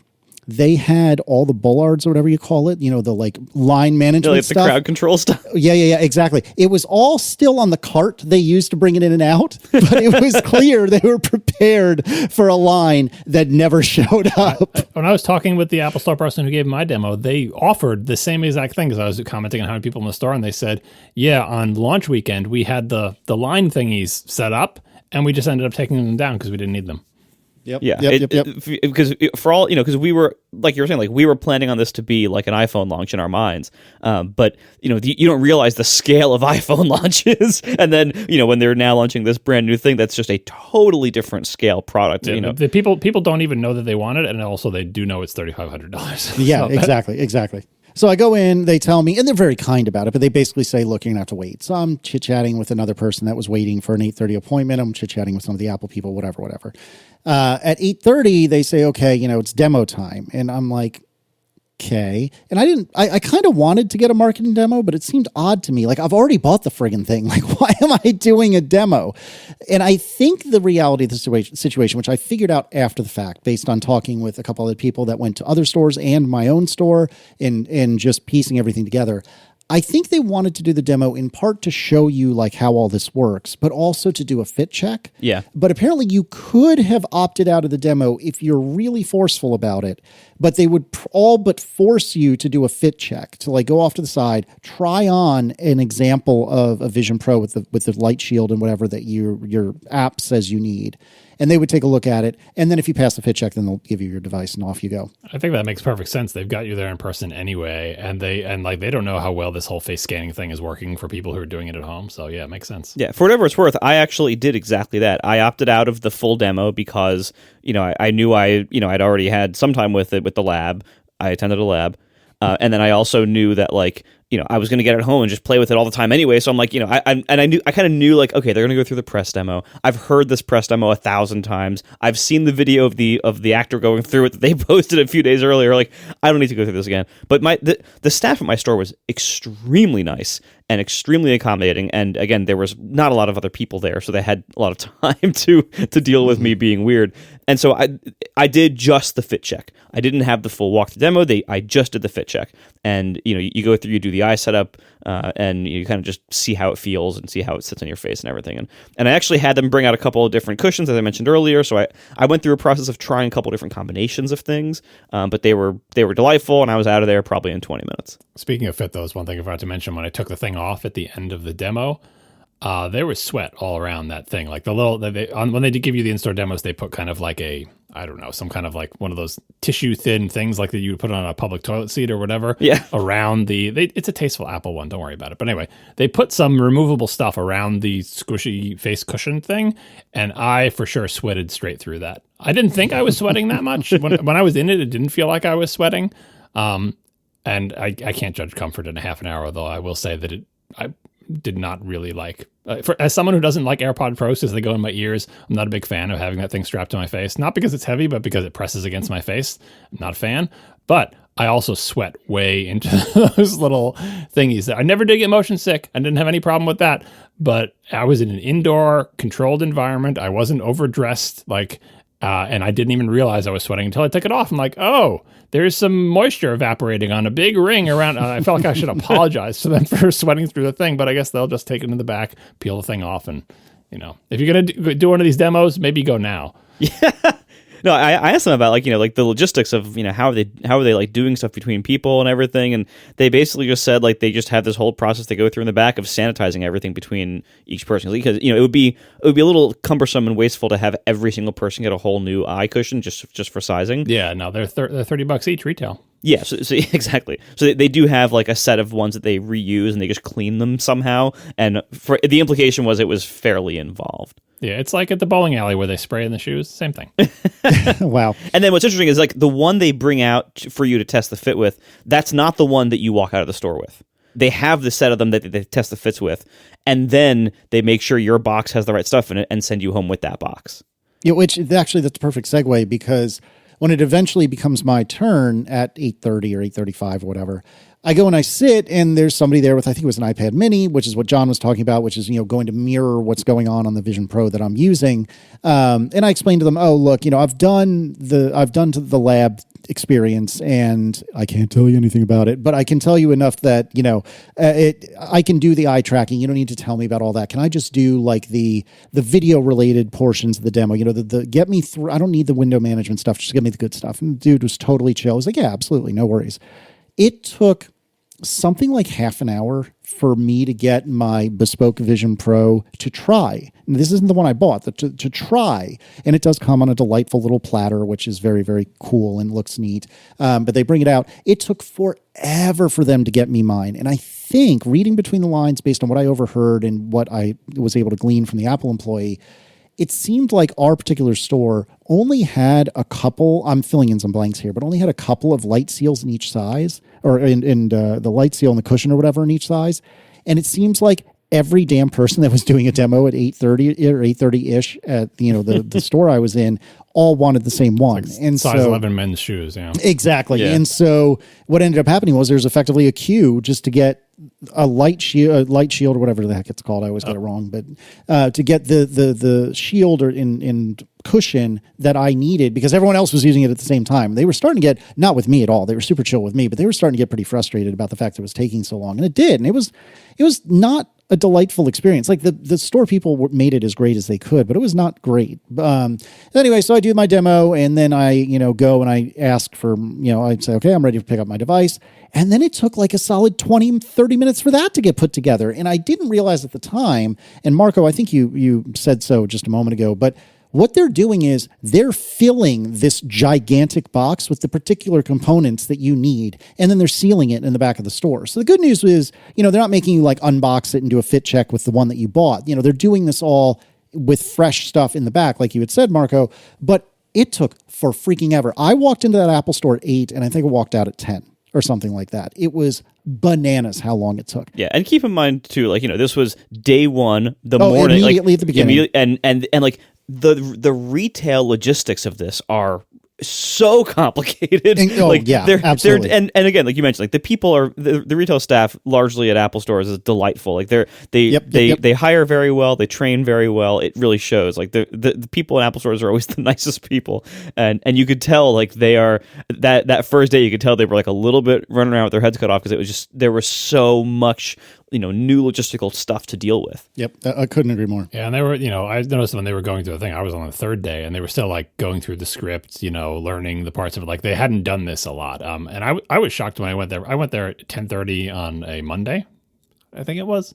And I'm like, what are all these people doing in the Apple store? Don't these people have jobs? Because I thought I'd be the only one in the store. Who the heck is going to the Apple store at 10:30 on a weekday, right? But they were doing like 6 Vision Pro demos at the same time. So they may not have got the couches, but they apparently got enough Vision Pros to run a lot. That's all there was in the store, was just like one sad person who had a broken computer, and then just or phone or whatever, and then just Vision Pro demos as far as the eye could see. And speaking of the little tray, like, the little, there's a special tray, of course, there has to be, that exactly fits the Vision Pro that they bring it out to you on or whatever. I'm told, but I think someone said this on Mastodon, that if you are at one of the fancy stores that has the new like colorful benches that you sit on for Vision Pro, that there's like a little, like a nightstand or a little like a desk arm thing, like a place where they put the tray when they bring it out to you, because you're not at a table, you're sitting on kind of a bench. There's a place where they put the Vision Pro on the tray, and according to this person, the tray has magnets in it, and there are magnets in the place where you put it, so it will always be exactly correctly centered and aligned on the thing that they put the tray down on. That's unreal. It's really important that you're during your. I mean, the only thing I can think of is maybe they don't want you accidentally knocking the tray off or something. But yeah, they're thinking everything over there. Do you think Apple might be the world's leading consumer of magnets? Could be. I don't know. I don't know. Are they recycled magnets? I don't know. Well, I mean, probably they're just iron, but They're not just iron. oh yeah, right. All the rare. They're all the rare earth magnets. Yeah, now they're Magnets. What's interesting too, like speaking of magnets, before I forget, this one little nitpick, that the Vision Pro hardware design has the light shield and then the pad on the front of the light shield, both attaching to each other, and then the headset via magnets. The way you would naturally pick up this device, Yeah. I think in many cases, you would pick it up by the light seal. Apple clearly knows this because they tell you so many times the correct way to pick it up with like 2 fingers. You basically pick it up by like the nose bridge and the top center of the actual, You pick it up by the aluminum part. Yes. And you can tell because like one time I did accidentally pick it up a little bit by the light seal and it just popped right off. I'm like, oh. Yeah, I think they calibrated it to the magnets to be weaker so that you literally can't pick it up by the light. Because if they're like, oh, they should just make the magnets tighter, that's just asking for an accident. I think they made them as light as they could. No, but the problem is you can pick it up by the light seal and then it will fall down. Really? Yes. The thing was so loose that I felt like you couldn't even lift it up from it. Those magnets are not strong. Maybe they need to make them even looser, because it's not like that. Like it's under compression when it's on your face, so it's not like it really needs much to just be positively aligned. But they need to make it so loose that it is literally impossible for you to pick it up by that, because it is going to come off. No, I think they need to have that just attached via latches. Like there has to, have a release button somewhere. Like have it be mechanically attached. Have both pieces not magnetic, because the number of people who are going to drop and break their Vision Pros because of that, I think, is going to be substantial. And that's just a bad design. Like that should really be more physically secure. I mean, maybe people will pick it up by the strap. I mean, you can pick it up by the strap, I guess. Yeah, but trust me, there's going to be a lot of broken Vision Pros because people pick it up by the light seal. I guarantee it. All right, so that was my in-store experience. Like, it was not stupendous, but like Marco had said, it's the beginning. It was the early in the day. I was set up for failure, head to toe, top to bottom. And that's okay. I did get to use it a bit over the weekend. I did some demos for friends, and that mostly went okay. But most of my exposure to the Vision Pro, because I've had such a busy weekend and then a few days when I was in New York, a lot of my exposure was over the last couple of evenings before bed and on the train. But I'd like to save that until after. Marco, how was you've mostly covered your pickup experience, but what have you been doing over the last few days with this thing? So I want to start just with like the eye setup. How does it look? How, what's the physical reality of this? So again, with the disclaimer that I do have prescribed need for reading glasses for things that I hold close to my face. Maybe a distance of, it's less than my arm distance, but it's not that much less than my arm distance.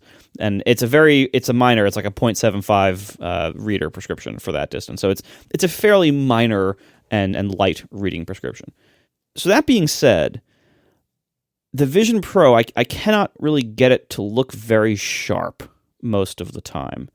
And I've heard a couple of other people say this or say similar things, so I think it's not just me.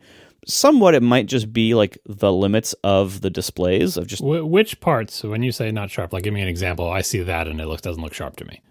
Where I notice it most is actually in the immersive video content. And so I'm not sure if it's the limitation of the resolution of the content or if it's the device, but also, like I've had similar issues with the Quest headsets when I've tried them. The main issue is like stuff in the center of the screen is fairly sharp.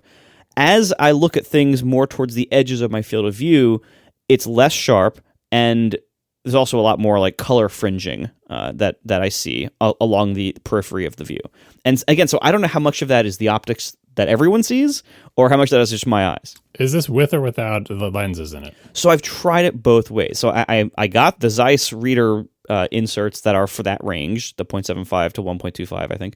So I got those, and I've used it about half the time with those and about half the time without those. And every time I swap them, I go and recalibrate everything and go through all that just to make sure I'm giving it the best possible chance. I've tried both straps, different tightness levels, both the regular cushion, and in the box they gave you a regular depth cushion and like an extra deep. It's like the W plus or the N plus cushion. And the Vision Pro once yelled at me that my eyes were too close. Once I inserted the reader lenses, it said my eyes are now too close. I think my glorious eyelashes might have been hitting the glass. Yeah, you don't want that. And so it says you should really use the W plus cushion. So I switched to that. So I've tried a lot of different combinations, and I've done as much like recalibration and adjustment and everything as I possibly can. And it's hard for me to get everything to look sharp, but it's close enough now that like the native UI elements, the windows, the text, like that kind of stuff looks sharp enough. Like that, it looks pretty sharp. Where I have issues is, again, the periphery of the view and a lot of the like immersive video content. That's a little bit tricky for me. Speaking of sharpness and the video content, one of the things that I did when they were showing one of the first quote-unquote 8K whatever immersive videos is I looked all the way to my left to see essentially where the horseshoe of the viewport ends. Like if you can imagine like a billboard in front of you wrapped around you in a U shape, you can, if you look all the way to the left, find where the edge of that billboard is. Like, and same thing if you look down in front of you, you can see where it essentially intersects with the desk that's in front of you or whatever. Anyway, I made it a point of looking at those intersections, and I think two things were working for me here. One, the pass-through is another example of this device being limited by the source material because the pass-through cameras are not up to the resolution of these displays. Like it looks kind of potato-y. I think it's just because the cameras aren't good enough, right? So whatever, fine. It's more important for it to be in sync, which it is. But then when I looked at the edge of the big wraparound billboard, the edge of that billboard of whatever Alicia Keys' room or whatever the thing was in was so razor sharp. I must have stared at it for an amount of time that the demo person must be like, why is this person looking? Don't they realize the action is happening in front of them? I looked at the like rounded corner and razor sharp edge of this giant billboard that was wrapping around me. I'm like, how can that be so sharp? And I'm looking for chromatic aberration, right? I'm looking for the things you're talking about. It was so razor sharp, and it may just be because the background the pass-through was potato-y and dim, whereas Alicia Keys was being fed from a file that's on the device and did not have to go through the camera.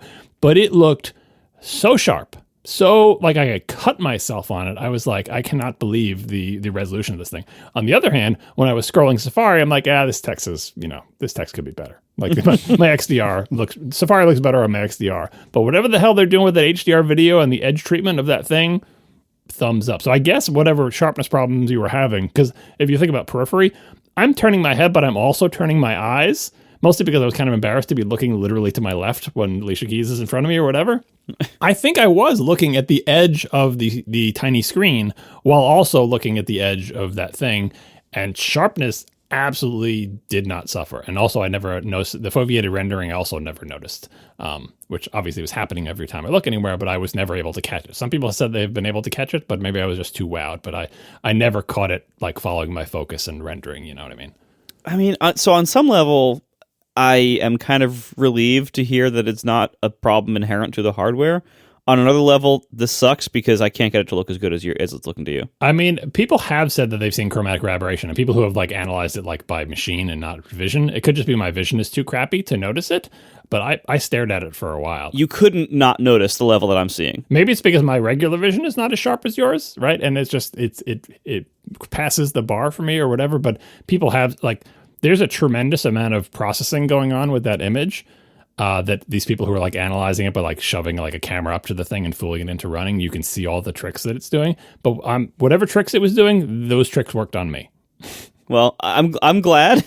I hope at some point there's a version of this that I can see very sharply as you seem to be seeing it, because again, like the rest of my eyesight is, as far as I know, perfect. Like, you know, I'm 20/20 for everything else, just like, you know, I'm 41. I need reading glasses for things up close now. That's it. So I don't know what it is, but I've had the same problem with the Quest headsets I've tried. Oh well, we'll move on, because you know, this sounds like it's just a me problem, which again is frustrating. Does it get worse over time? No. Like if you're in it for an hour? No, it stays exactly the same the whole time, from beginning to end. Oh, all right. Anyway, so otherwise, like, you know, comfort and fit wise, otherwise, I have not any real problems with it. I haven't used it for like a whole movie yet. I haven't had time to like watch an entire movie from, you know, beginning to end. So maybe after a long time, I might start to feel the weight. But so far for me, comfort wise, it's fine. I would love it to be lighter, of course, like everyone else, but I can deal with it. I've tried both straps, the little 2-strap version, and the big fancy singular solar strap.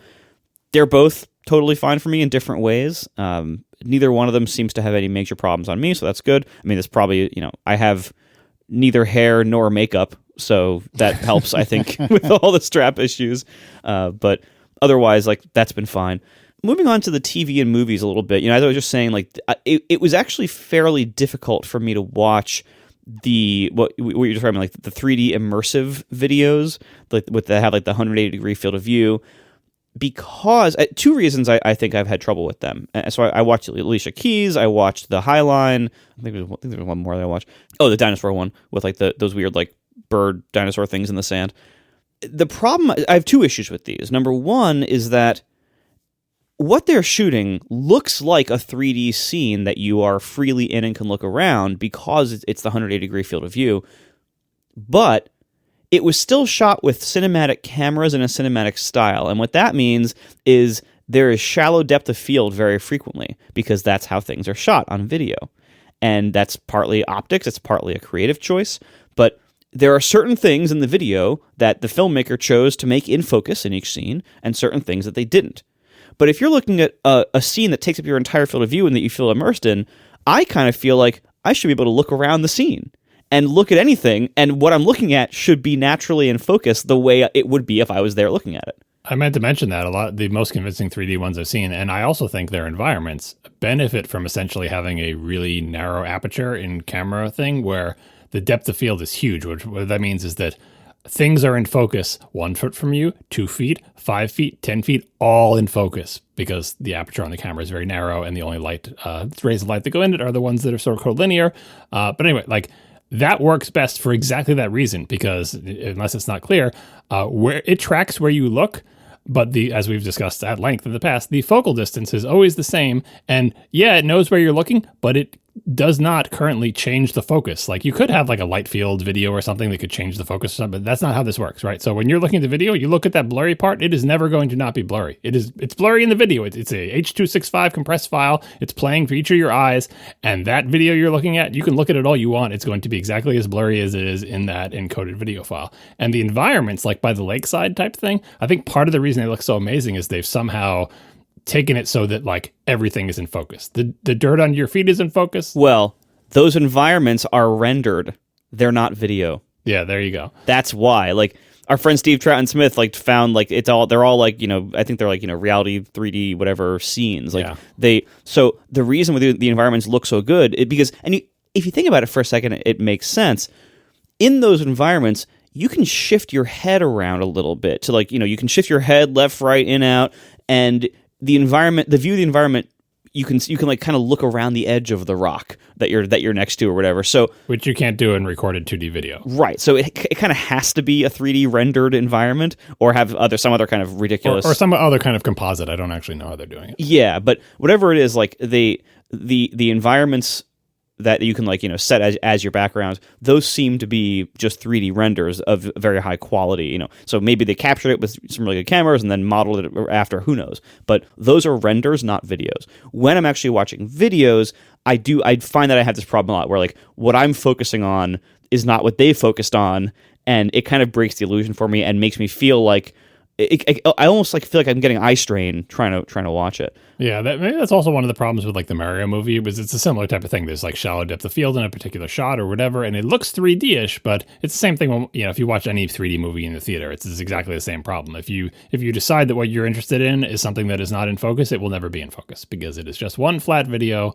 And there are technologies that allow you to focus on different parts, like the light field camera things that have like a million lenses and you take one photograph, but then you can put different areas in focus. And this is not portrait mode where it just blurs crap. It's different than that. It gathers the light information for all those different depths of field. And if you combine that technology with a technology that is not in the Vision Pro, but that Facebook has done a lot of research into, which is, hey, when we know where they're looking, change the focal distance, you could achieve what maybe our great-grandchildren will get, which is wherever I look, when I refocus my eyeballs, I can see the blurry things like that.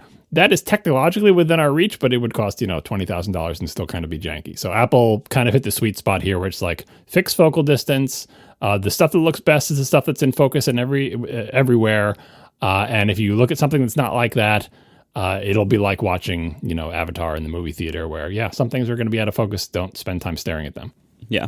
And so for whatever it's worth, like a 3D movie like Avatar, like that kind of, like before I had watched it in the Vision Pro, I had never seen a 3D movie ever, anywhere. Not in the theater, not on some weird TV from CES 15 years ago, like never. So I was looking through like, what's available, and it turns out the three most recent Star Wars trilogy movies, episode 7, 8, and 9, those are all available in 3D. I know. I like them. Hey, it's just I don't want to hear it. I like them. And you know what? I like all three of them. And screw you. Anyways. Well, no, I was saying no, that's not what I'm groaning about. I love the first two. The third one is bad. But anyway, I like it. It's because it's the 3D, right? So here's the thing. CG movies, like I said, could, in theory, have perfect 3D because it's literally a 3D scene in a computer and it knows the depth of every single pixel. But for live action movies that are quote unquote shot in 3D, especially older ones, they would not cheat, but they use a stereoscopic camera for this, but the background plate is flat, and they could end up having that kind of like effect that you get in what is it called? The Disney animation thing where you have multi-plane stuff. Parallax? Yeah, parallax, right. And so it can sometimes look like you're looking at a diorama, like some 3D things on top of a 2D plane that's behind a 2D plane. The Mario movie, I don't know why it looked like that. That must have been a choice they made to sort of flatten out the 3D and to make it look more like a bunch of parallax 2D animation. But especially older 3D movies, I don't know if it's the Star Wars movies in particular because I haven't seen them in 3D, but especially older 3D movies that are from sort of the dawn of 3D that are not Avatar caliber and not all CG can look a little bit like you're looking at a toy box with a bunch of paper cutouts that are stacked in front of each other, which is cool, but it is not the full 3D experience. But anyway, you think the Star Wars movies didn't look like that to you? So I only watched a few minutes of Force Awakens. I didn't have time to watch the whole thing, but I was pretty impressed by how it looked. I had heard that complaint about 3D movies in general. I didn't know if it has that problem. It wasn't enough for me to notice it. But again, this was only over a few minutes. But I will say, my experience of watching the 3D Star Wars movie in the regular, movie rectangle that's floating in a fixed space, optically speaking, that was way better for me than the fully immersive 180-degree video views. I didn't have the sharpness problems that I have with the 180-degree videos. I didn't have as much, weird issues with me focusing on things that were actually soft in the video. I didn't have any of those issues when I was watching 3D Star Wars. So I think, for me personally, this is a much more compelling device for movies, like for regular movies or 3D regular movies, rather than the filmed immersive video. But that being said, what I like better than both of those is the rendered environments that you can sit in, and have your podcast playing in, or watch, or put in your notes document or whatever. I love those environments, and I really hope Apple continues to add more of those on a regular basis. I would absolutely love more of those. Same. When I came out of that store, I said, National Geographic should be selling packs of these for $25. They will make a bazillion dollars. Just the environments, because this is a consumable. This is you're wondering what the beer drinking app is for the Vision Pro. It's this. Those environments, and again, if you're thinking what is it? It's just like you're looking at a big picture of mountains around you. No, that is not what it's like. I cannot tell you how much that is not what it's like. No. And if they sold packs of those, I would be throwing $5 for one, $10 for one, and what is the cost of this? Some fancy camera equipment or 3D, thing like there is, making one of these good is probably costly, but a good 3D artist can probably do it. And oh boy, I would spend so much money on those because they are so compelling to just sit there. And you're like, so what do you do? Like you just turn it on and then you're there. Like, yeah, that's it. That's literally it. Well, and you can that can be it. You can just sit there, or you can open up windows and work there. Like. And then it's like you're working on a mountain or whatever. Like that's, you can totally, and yeah, though I am with you. That is possibly my favorite thing to do on Vision Pro is just go to those environments and just hang out or do something simple. Like that I think is a huge market for Vision Pro, is kind of just transport me to a nice place and make it seem as realistic as possible. I don't need there to be a story happening around me. Just bring me somewhere nice, like kind of like a virtual vacation or virtual tourism, or any even just again like almost like a meditative spaces could also be useful here. There are so many great applications of that, and that is extremely compelling when you're in the Vision Pro. That is by far my favorite immersive type of experience. And the little dial that fades it in, they do that in a smart way. So there's kind of like a semicircular cutout in front of you. Like, so I've seen a lot of people online who basically like, I pick my favorite immersive environment, right? And I dial the little dial so that I can still see everything on the desk in front of me. So like there's a little semicircle in front of them where their desk is visible and pass through where they see whatever it is they have in front of them. And then the immersive environment appears. And they basically dial it in so they can interact with the stuff that they need to interact with, but everything else is, the moon or like whatever that lake is at the side of the mountains. I even saw some person who was using it on a rowing machine, and they wanted to be able to see like some stats or screen that's on their fancy rowing machine, but also feel like they're on like a mountain lake type thing or whatever. Again, I wouldn't recommend wearing this for exercise. That was the point of this video, was like, can you use it for exercise? But the way they've implemented immersive environments and the way they allow you to dial it in is not just like, how much do you want? It is literally dial it so that you can do all the things in the real world with your real hands on your real physical surfaces that are in front of you, while also getting to experience the immersive environment. And then, by the way, when you dial it all the way to like 100%, you have arms and you have hands, but you do not have a body or feet or legs. So just be prepared for that. When you look straight down, you will see the dirt below you. You will not see anything, but you will see your flickery, very poorly masked arms and hands. It's kind of fun. Another very useful benefit of that kind of like partial environment view, as you were saying, like the oval in front of you is environment. That's very useful if, for instance, you're in a place physically where whatever is immediately in front of you might be distracting or prevent windows from showing up correctly. So if you're trying to get work done with some windows in the space, and there's, say, an airline seat directly in front of your face, or maybe a very distracting or busy background, you will often want to dial that in partially just to have something that you can, like a solid or solid-ish background that you can do work against. So it's also very useful for that. So anyway, love the environments. Please expand the environments. Oh, speaking of airline seat, remember our question from back then? It's like, well, what are you going to do with an airline seat when the airline seat is 2 inches from your nose, but you want the movie screen to be 10 feet away from you? The answer in Vision Pro is they just draw it 10 feet away from you. And you would think that the sort of disconnect of like, but that's impossible or whatever, it does look weird sometimes, but usually because they dim the background so much and because the Vision Pro content is so much more compelling in HDR, like I did it with the semicircular thing. The semicircular thing was 3 feet past the Apple person who was sitting next to me, but it was drawing over them. Right? It's like a Z index problem, like in a video game. And it's like, well, wait a second. If it's 5 feet past them, how can it be drawing in front of them? And the answer is your brain just eventually accepts it because you look at the shiny, bright pixels. Right? If you look at the edge, it doesn't make any sense, but. So, the answer to like if you're watching a movie on a seat back in front of you and the screen's going to be 2 seats up, it's just going to draw over the seats. And it will look like you're looking through the seats and they're not even there, and here's your window. Yeah, and if you look at the edge, it'll be like, this doesn't make any sense. How is it cut off or whatever? But like because it's all fake and it's a screen, it mostly works. I don't know what else they could do. I didn't know what they were going to do. I didn't know if they were going to try to like forbid it or try to whatever. And the answer is they just draw over it. Like, and it mostly works out. So let's talk productivity. This is not going to be a productivity device for most people. Text input is terrible, and it will probably always be terrible. I don't know if I agree about the productivity in a broad sense, but yes, could not agree more. It is infuriating how bad text entry is. You're talking about without a physical keyboard, obviously. Yes, and I think that is fair because many times, I mean, look, I have a physical keyboard. I have a Bluetooth keyboard I bought just for this. I don't always have it with me. And there's lots of times when like you will need to enter text on the Vision Pro directly through for some reason, whether you don't have the keyboard or it's not right there or it's not working, whatever.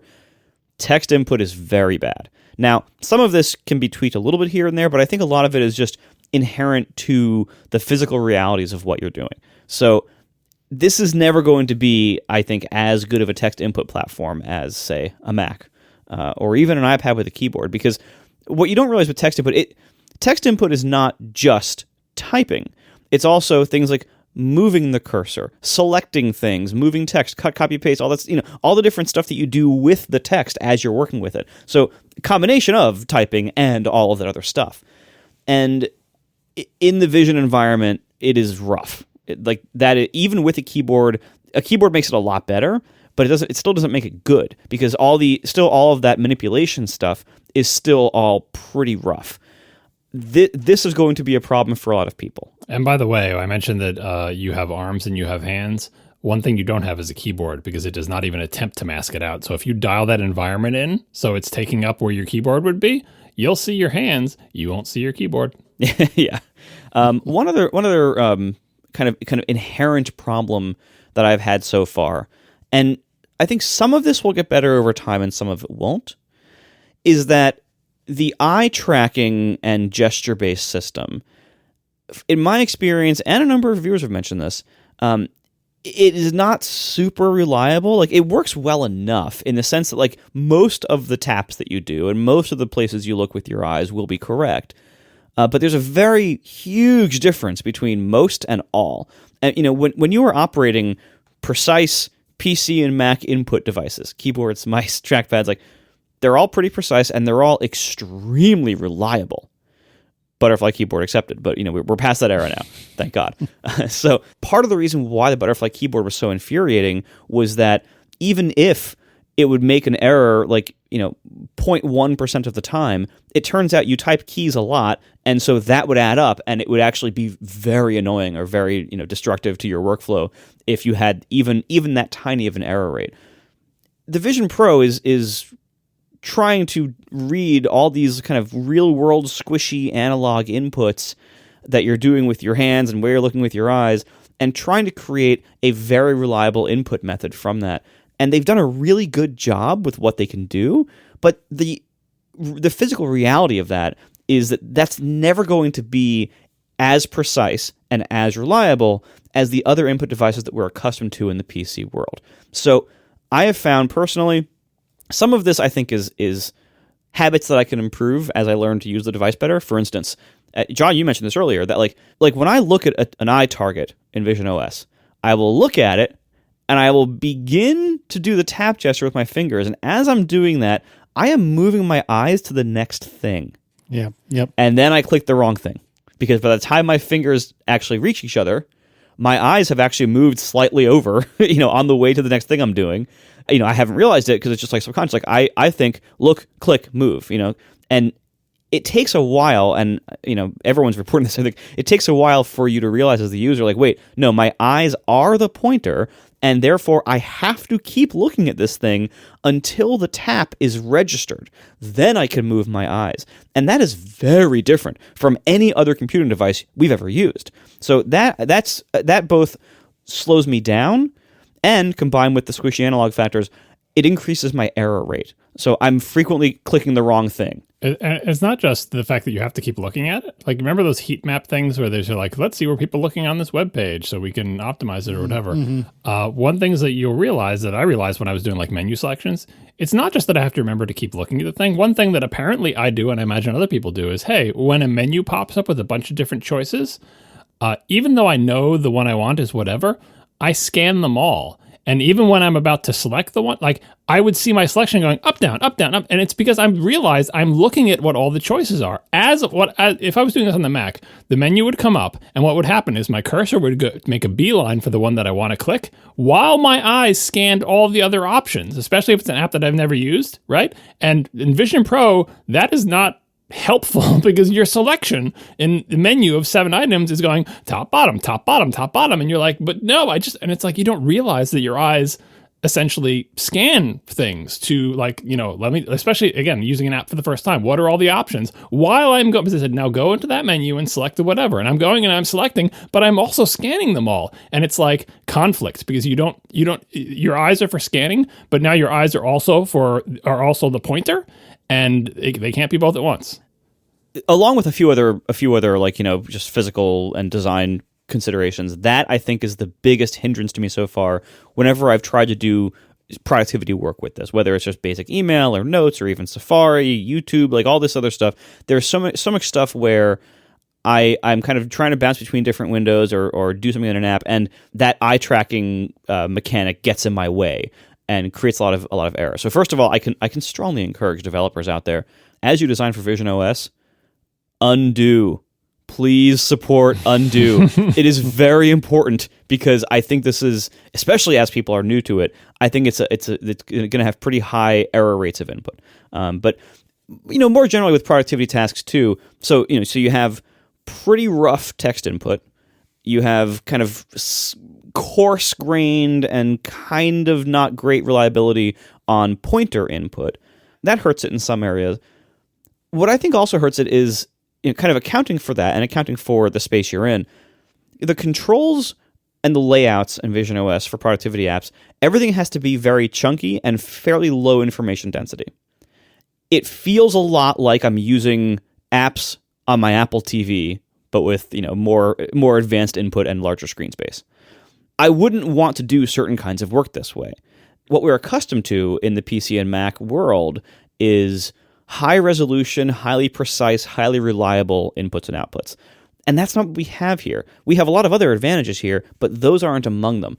And so the design of the apps that we use has to be totally different on Vision OS. And there's different designs that feel and work better or worse than others. And what we are accustomed to with most productivity apps in the PC platforms is, again, like very, very dense things made for very precise, mouse pointers and stuff.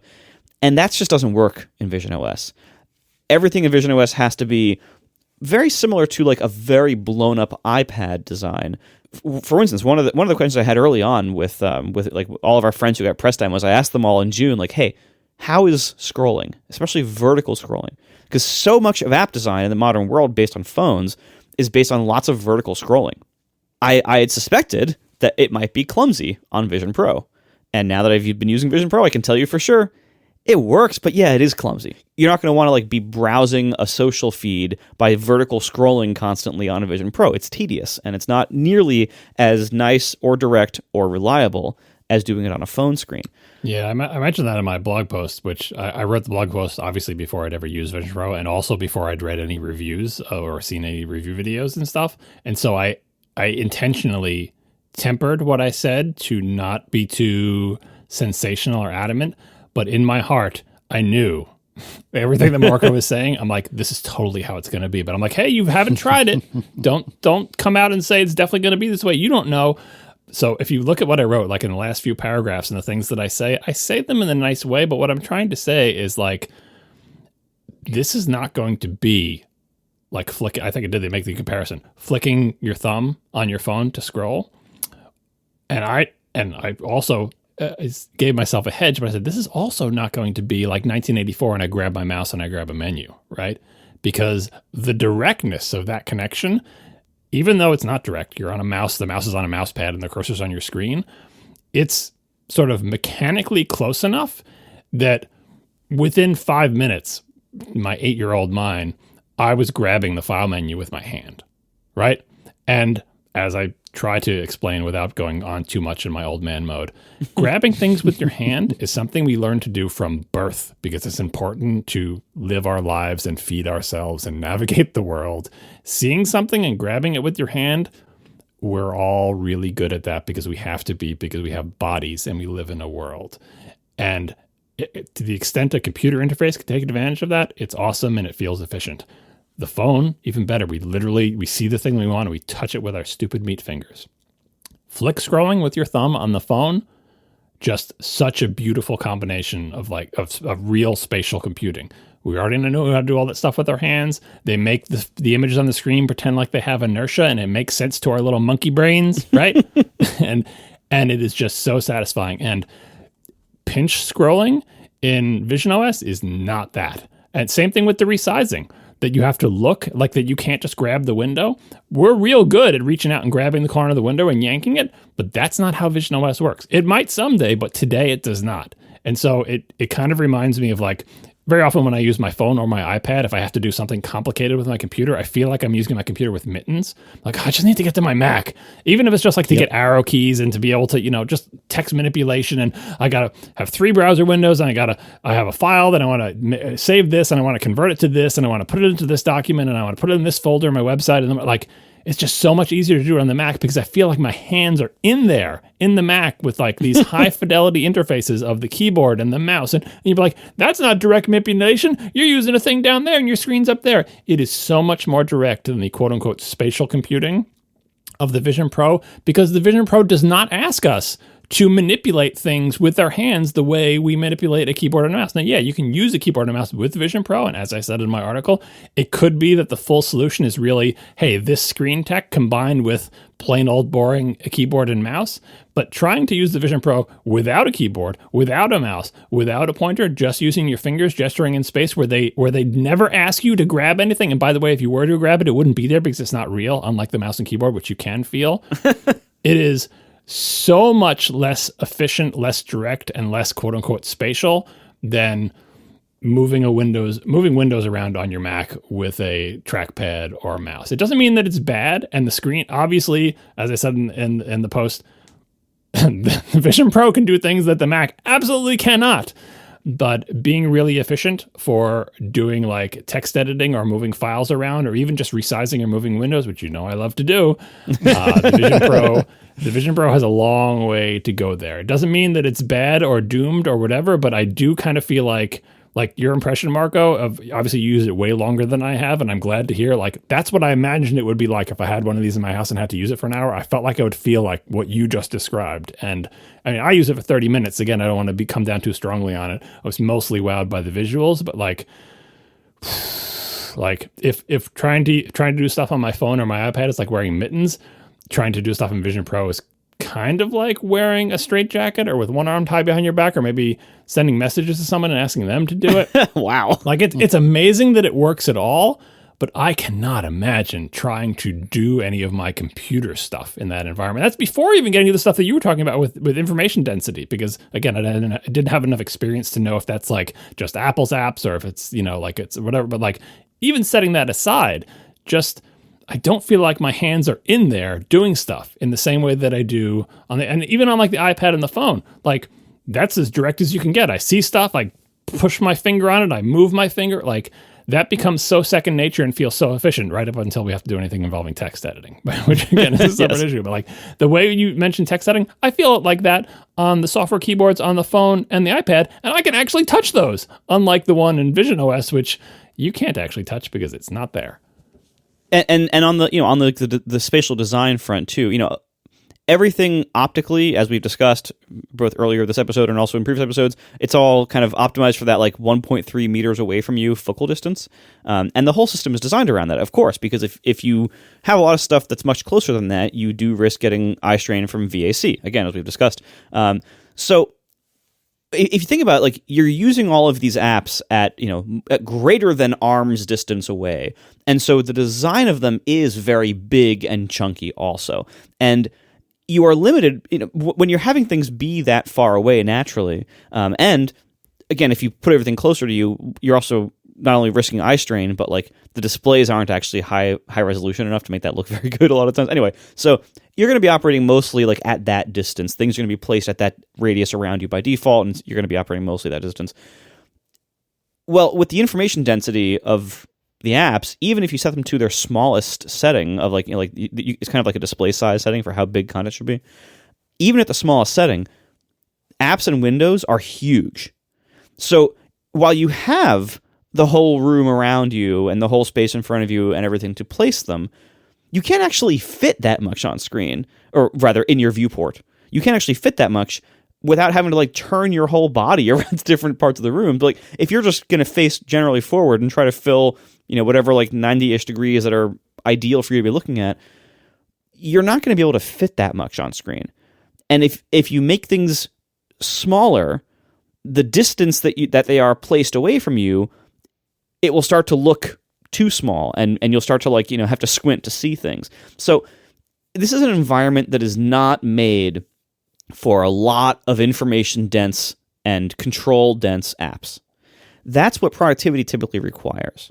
So I'm not saying that nobody will be able to get their work done on this. That's not true. But I think as a general purpose work device, this is not what most people are going to want. There's going to be certain fields, certain types of productivity where it's going to be amazing. But it's not going to be what most people consider productivity work on computers. That's not great on this. Again, and this is not to say that there's no use for this. There's tons of great uses as we've gone over. But I think Apple, having focused on entertainment for this first generation of this product, is very wise, because on the entertainment front, it's excellent, and on the productivity front, it's really not. If you want a distraction-free writing environment where you just have one text editing window in front of you, like there's all those apps that did that on the Mac, like, oh, we'll fade out all your other windows or we'll hide them all or whatever. Like this, it's perfect, because what you can have is one pretty big window directly in front of you.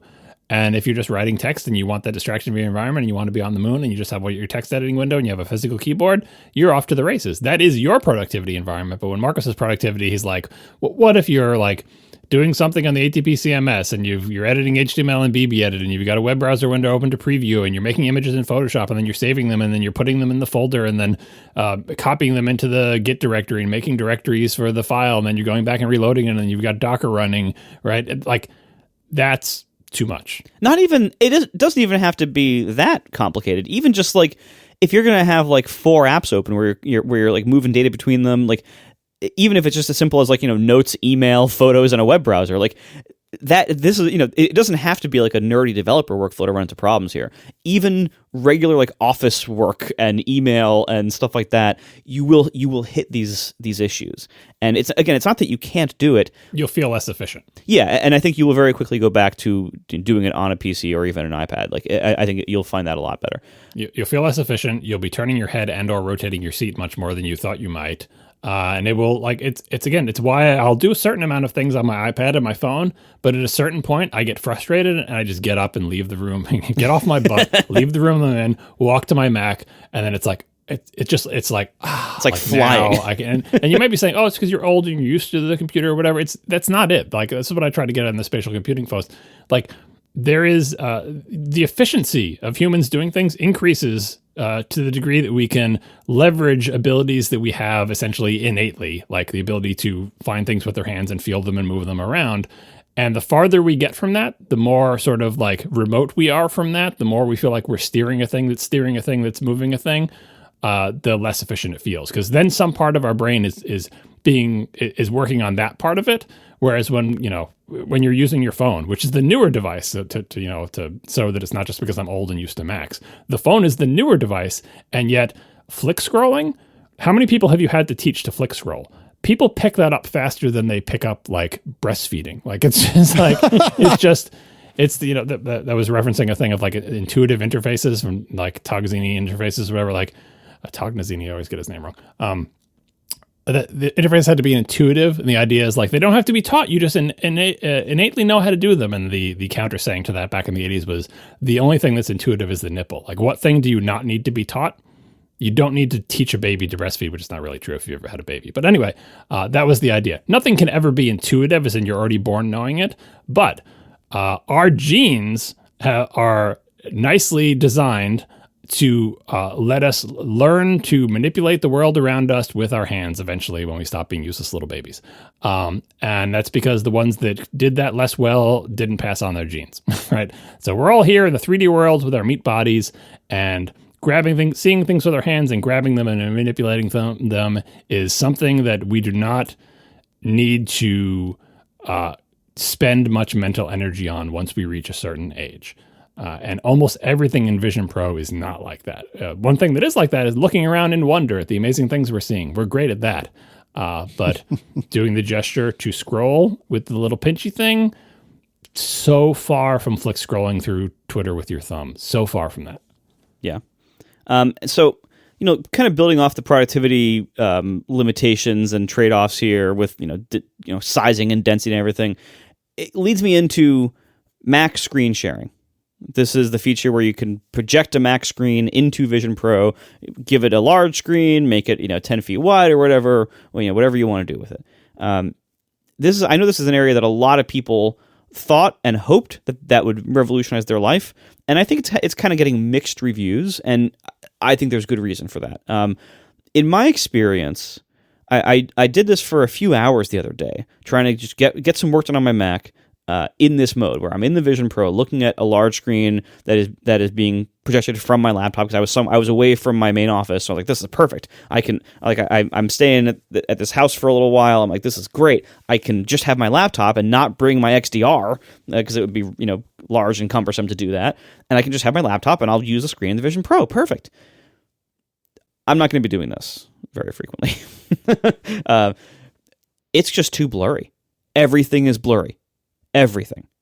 And part of this, I think a big part of this is, as we were saying last episode, that they're rendering the Mac screen down to a lower resolution to send it over the wire or over the wireless to be displayed. So you have some loss right there where whatever the high res Mac screen that I have on my MacBook Pro, that's being sent it's being rendered at a higher resolution virtually, then shrunk down to the 4K display stream to be sent to be displayed inside a virtual window on a device that is simulating this window being shown, but showing it to your eyeballs with around 4K of pixels each.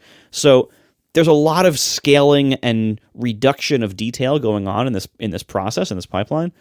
And I have found that at the default setting of basically the simulated 5K amount of space, it's really pretty bad. If you push it one resolution step down, which gives you basically 1080p at 2x, that is better. It just makes everything larger, and that fixes one big problem in the sense that you can then push it further from you virtually. You can push it back to the ideal distance of 1.3 meters. Because when I did it for a couple hours the other day, I had the regular default 5K resolution, and I positioned it closer to me the way I would position a screen that size. And I got massive eye strain from doing that for a couple hours. I felt awful. My eyes were exhausted. I think this was me experiencing VAC. I put it too close. That for the focal distance thing, this is VAC. Now I get it. Okay. So what I have found is that if I'm going to do the Mac monitor, the right way to do it is to put it at, or to leave it at that 1.3 meter default distance, and to have it be, larger in the Vision Pro, like scale the window up so it's large so that the detail works at that distance, and also have it set at the simulated 1920 resolution, which is the one step down from default. And what this results in is a still kind of blurry, fine performing window that is not that much higher resolution than the screen in my 16-inch MacBook Pro. It's only like a couple hundred pixels more. What I ended up creating was a very complicated, limited, still blurry setup that is only marginally better than my laptop's built-in display in screen space.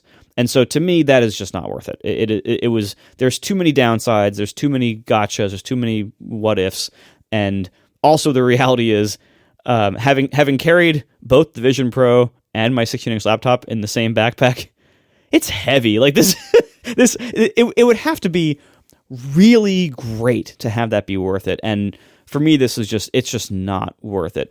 I hope in the future, if the Vision Pro gets much higher resolution screens down the road, which I assume it will eventually. I mean, it might be a while, but if the Vision Pro can get the 2x version of what it has now, basically 8K screens in each eye or whatever that would be, I think there might be enough resolution at that point to make the Mac pass through like really good for my standards. But the way it is now, it is just a very, very cumbersome way to get a very blurry screen of your MacBook Pro, and it's just not worth it to me.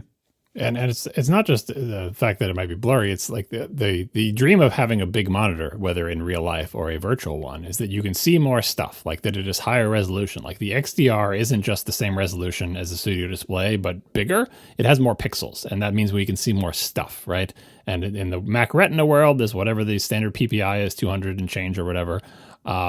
Adding more stuff, it adds more information. But what you're forced to do is take this virtual 4K window and make it no more information dense, possibly less information dense than your actual laptop screen. And at that point, the size of the window no longer really matters, except for ergonomics of maybe not having your head looking down at a laptop, having it look across. You're not getting the benefit that we want of like, I can have a really big screen. Because when we say that with a Mac, like I have a really big screen, it's like, now I can have more windows. And you say that because you got more pixels, but you're not getting more pixels. No matter how big you make that window, it's 2x a 1080 screen, and you're not getting any more information. So the dream of having a big monitor is not being realized. And at that point, like you said, you could just look at your laptop screen, which is going to be sharper.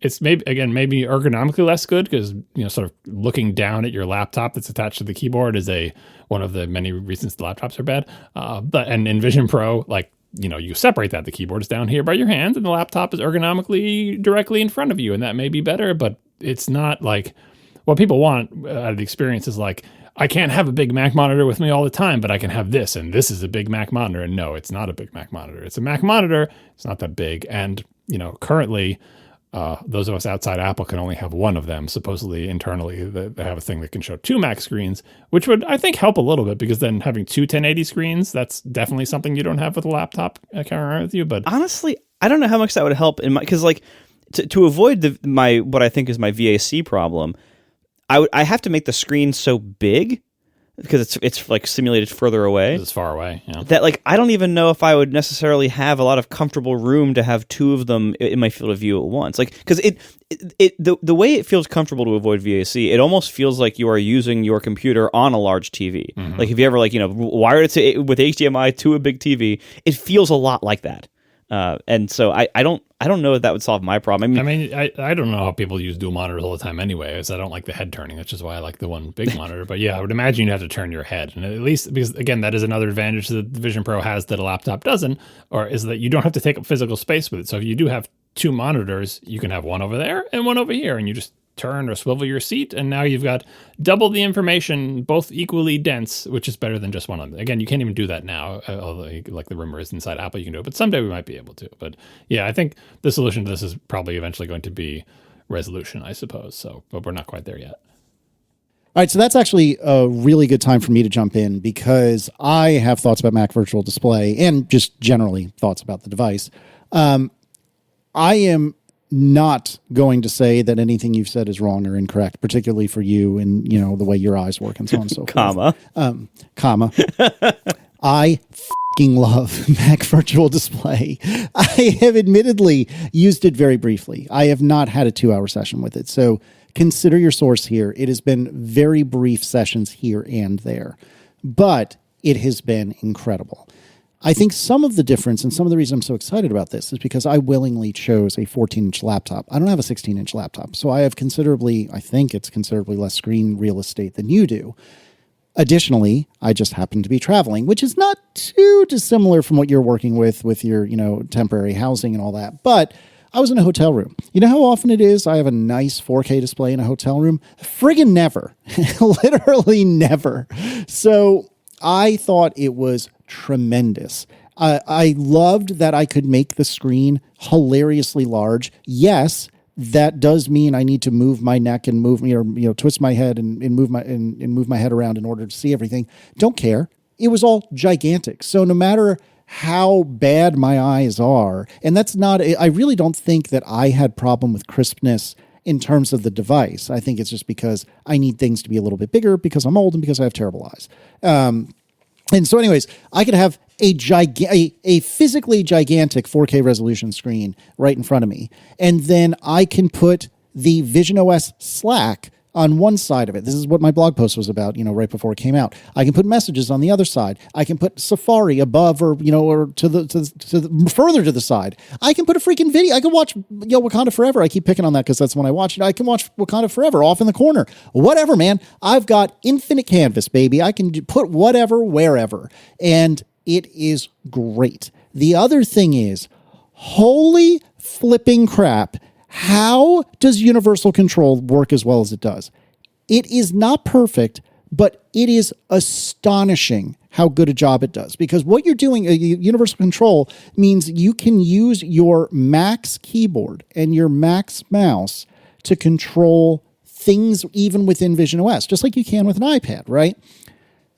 Doing that with the keyboard is not that remarkable. Like, whatever. Yeah, that stands to reason. If you're looking at a text field and you start typing, okay, put the letters in there. Fine.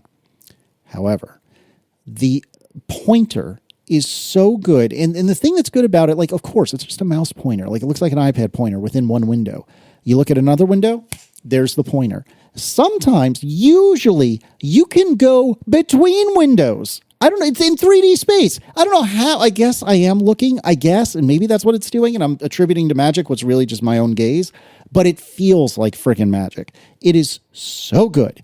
And that's extremely important because what you were saying a little while ago about needing considerably less information density, I think in terms of visual, not acuity, but in order to see things, for me, I don't think I necessarily need less information density in order to see and read and whatnot. Where the information density becomes a problem is when you have a lot of controls that are not spaced out very well. The perfect example of this for me is basically any iPad app that's running on Vision OS. In particular, things like Slack. So if you think of Slack, and I don't, as much as I love to slag on Slack, I don't think this is really a Slack being garbage issue. I think it's just that it's a hard problem, and Slack has not been designed specifically for Vision OS. But if you're trying to choose between like the icon of the Slack you're on all the way in the upper left or the home DMs activity, I'm looking at the Mac version, but I think it's the same on iOS or Vision OS. In order to get my eyes to correctly focus the one I want, it's like John was saying way earlier, I need to like look harder or look past where I think I need to look. And I think it's because all of these different buttons are just too close together. There's just not enough space between them. And even though the eye tracking is astonishingly good, at least, I mean, I have nothing compared to, but it is astonishingly good, but still, I think there needs to be more or less density, more space between these different controls. But if you have a mouse, you can mash that bad boy right on the icon you want because it's a little blob hovering right over the icon you care about. And so I freaking love it. I was on the train coming back from New York and I had Wakanda Forever over to the side. I had my screen, my Mac screen in front of me. I was balancing our checkbook because it just so happened that our statement came in. Well, first of all, I'm doing that in complete and utter privacy because my Mac screen is black. Second of all, I now have considerably more real estate, so I can put my little, it's not Quicken, what is it called? Banktivity, who's I think sponsored way back when, but I'd been using the app before that. I have Banktivity on one side of my screen. I have the PDF of our statement on the other side of the screen, and I don't need to be showing anyone how rich or poor we are. Nobody's looking over my shoulder at my credit card statement or checking statement or whatever. I can do all this in a big, huge window that's kind of in the seat back in front of me, which is a little weird. I can do that all right there. I have a 4K, an LG Ultrafine 4K on the train. That is amazing. I cannot wait to be that friggin' loser that's using this at the library or Wegmans or whatever. I don't know if I have the gumption to do it yet. I was thinking maybe I would like rent a little meeting room and I would be the only, reserve a little meeting room at the library and I will be the only one in there and maybe I'll face the wall so it's not too obvious, but it would be so amazing to have this at the library. I'm so excited for it. I am so pleased with how Mac Virtual Display and Universal Control work together. It is amazing and it blows my mind. Again, my eyes are different. I haven't used it for 2+ hours straight. Maybe if I did, I would change my tune, but from what I know today, it's amazing and I love it. One thing to note about you saying how you like set up like, oh, here's my Mac screen in front of me, and then here's the Vision OS version of Slack to my left, and here's the Wakanda Forever movie over here. This is one area where we'll definitely benefit from advancements here. The field of view, like I said before when I was talking about the specs, is only 100 degrees. And so when you were saying, oh, look, I can have all these things. I have this here, this left, this right, or whatever. You have to end up turning your head to see those. On a big Mac monitor, those can all be in front of you. And why is that? Because our eyeballs have better than 100-degree field of view. That's fair. There's lots of people on YouTube trying to show the reviews like, oh, it looks like you're looking through goggles. Like, you don't notice it that much, but the field of view is limited. Right? It's limited because the size of the screens. Like, they're not 4:3 ratio. If you see the screens when they're yanked out of it in the iFixit, they're almost kind of square, right? They're not 16:9. They're not wider. They're a little bit wider than the Aerosol, right? And they combine to give you a field of view that is narrower than you expect. So you will end up having to turn your head more. And it's, in this case, assuming the information densities are right, it's not because there's not enough, it's because your vision is narrowed. It's like, if pretend there's nothing in the headset, you rip everything out of the headset, but you still put it on your head. It's not exactly like that, but it's pretty close. Like, your field of view is narrowed, and that makes you have to turn your head, and that makes you have to use the ability to put things in space around you. That, combined with the resolution things that Marco was complaining about, mean that what you could get away with having all on one screen in front of you, even a 4K screen, all on one Mac 4K screen in just native Vision OS apps, you might have to array it out alongside you and have to end up turning your head because of the field of view. Although that brings up one more point that I've already heard people complaining about. I haven't heard either one of you mention, probably because you don't work like me, but you can layer windows in Vision OS. You can put one in front of another. Oh, you don't want to. You don't want to, though. But you probably don't want to because, as I noted, it does not feel like your hands are in there like they are on the Mac, or at least it feels like that for me. Like, on the Mac, to bring a window to the front, there are caveats and asterisks on this, but you can click on places in the window, and the window will come to the front. In Vision OS, as far as I know, I didn't get to test this, you can't just look at a part of the window and tap your fingers and it comes to the front. Is that right? I don't know if that's right, but I have ended up with layered windows here and there, and it is cumbersome at best. It is not something I recommend. Like, think of Vision OS as you're inside of a sphere, and you can stick things on wherever you want along the sphere, but you don't want to ever have things overlap each other. It's terrible. It's kind of weird though, because I wrote about this in my thing. Like, there's the Mac has overlapping windows, right? But they have always since the beginning had some kind of little drawn shadow to make it look like one is in front of the other. But if you were to take the world of the Mac and rotate it sideways and look, what I think both the visual and mental model we all have is that those windows are pretty close together. Like, the total depth of having three windows is not 1 foot between each of the windows. They're within millimeters of each other. They're stacked on top of each other, but more like pieces of paper would be on a desk. Imagine that desktop metaphor, right? So yes, they're magic pieces of paper where if you tap the one that's behind, suddenly that piece of paper jumps in front of the other one, but they could be literally touching despite the huge deep drop shadows that macOS draws in them, right? Where in Vision OS, you don't have to imagine. It's literally a 3D space, and you could probably take a ruler in the virtual world and measure the distance between them. But it's so weird that, some of us, certainly me, are comfortable having tons of overlapping, essentially, pieces of paper on our Mac screens. But when you have 4 of them in Vision OS, and one of them is in front of the other ones, it's like, oh no, I can't figure out how to deal with it. And I think part of it is because you don't feel like you can reach in there and manipulate them like you could papers on a desk, and like we all do windows on a screen. But I think the other part is that just the window management controls are meant to keep you at a distance, right? You have to look, you have to activate them. That's the only way for them to move things. There's no real title bars to speak of, or window control widgets are differently arranged. It's not set up to the whole Mac, all of the Mac interfaces. Look, the window Chrome, we've got window control widgets, we've got a title bar. We used to have scroll bars back in the day. That is the window frame. There used to be an actual literal window frame before they got rid of that in Mac OS 10. And then all your content is inside it. And those frames, we have ways to manipulate them. You can grab them, you can move them around, you can use utilities to do stuff. And Vision OS is you're not going to be doing a lot of that. You can grab the bar on the bottom and you can move them. You can grab the little thing in the corner and move them around. But it just seems like it's not made to make it really easy for you to shuffle those papers around. And I think also a huge limitation there is just the precision of the eye tracking. The design of the system apps is pretty good to kind of help conceal how coarse-grained I think it actually is. You don't have super fine pointer accuracy with the eye tracking. A lot of the mechanics of operating overlapping and stacked windows requires you to like, oh, let me get this pointer between these two and get, grab this edge of this one. Yeah, just snag the corner of a window. Yeah, and that's, I think in Vision OS, things have to be larger and more, more chunky than that. And so that's one of the reasons that it doesn't really work. I think it's like the iOS keyboard where it's trying to like average, like, well, where do we think, like, I know where you did tap, right? But where do we think, and if it has to make that choice and you're trying to snag the corner of some window that's poking out from behind another one, the right bet is you were actually trying to look at the upper right corner of the frontmost window and not, what he was actually trying to do was snag that little piece of the window that's poking out. I snag pieces of windows that are poking out all the time. That's how I use my Mac all the time. But like,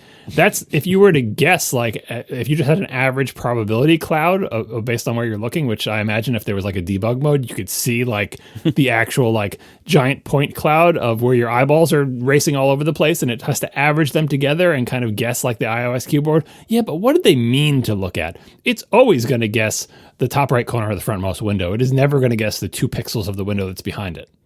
No, the Mac Virtual Display stuff was great.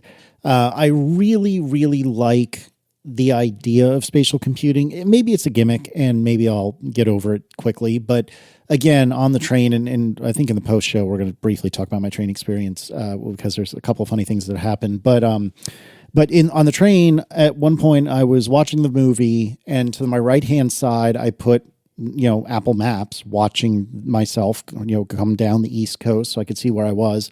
Off to the left, I had messages just so I could see, if anyone was trying to send me a text or whatever the case may be. And it was amazing. Yes, I do have to turn my head a bit. That doesn't seem to bother me as much as I guess it bothers you, John, but it was amazing. And I was doing this privately. I was doing this in a tube that was not in the air, but that was hurtling down the eastern seaboard at anywhere between 20 and 120 miles an hour. Like the technology is amazing, and I can't believe that I could do this. And broadly, I think we've mostly covered all of the kind of different aspects of the Vision Pro. The spatial videos are very cool. I will be taking them more frequently. I don't think it's going to be, like John had said quite a bit earlier on, I'm not going to do every video that way, but having some moments like that are really cool. I am a sucker for the panoramas. I do not argue that they need a lot more fidelity, but nevertheless, I am a sucker for them. I think they're really neat. The 3D movies, in the sense of like Disney Plus 3D movies, I think I said earlier, you get a 3D viewport. That's neat. I would probably choose a 3D movie for the Vision Pro if I had the choice, but if I didn't, I'm not going to miss it. I agree with what Marco was saying about the environments. They are extremely cool. I wish I purposely didn't use them on the train because I wanted to see if people were, staring at me, and we'll talk about whether or not they were later on. But I briefly turned it on toward the end of the journey when I knew I was about to take the whole Vision Pro off. And suddenly you are somewhere else. And it is truly incredible. And like John had said earlier, take all my money. National Geographic, Apple, I don't care who you are. Take all my money. Give me all the environments. Take all my money. Because I don't need to go on a graycation if I can just go to Mount Hood or, Shenandoah National Park or whatever the case may be. Take all my money, please and thank you. Well, not that you haven't already, but take more of all of my money. They're very good at that. Yeah, they're very efficient. It's basically consumable. We would all pay $5 for one of these, even just like, I don't even know if it's look cool. $5, take it. Like, 'cause it's like paying $5 to go to a place. And you're like, well, what if you go there and it's boring? It was only $5. Like, that is a money-making machine. If you can produce compelling ones of these, and let alone when eventually someone makes a game of that fidelity that you're in the headset, that's more difficult because the beautiful thing about the environments is you're sitting still, which is ideal.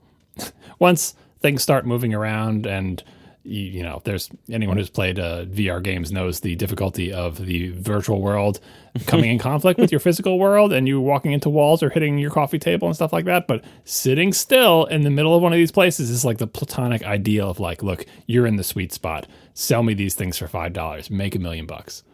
Yep. So all in all, I don't think it's for me to make a judgment statement about whether or not this thing was worth $3,500. Sitting here now, and ask me again in a month, and ask me again in a year, but sitting here now, is this a necessary purchase for me? Leaving aside that I feel like I needed one for this very moment of talking about it. Is it a necessary purchase? No. Do I really want to spend $3,500+ on it? No, not really.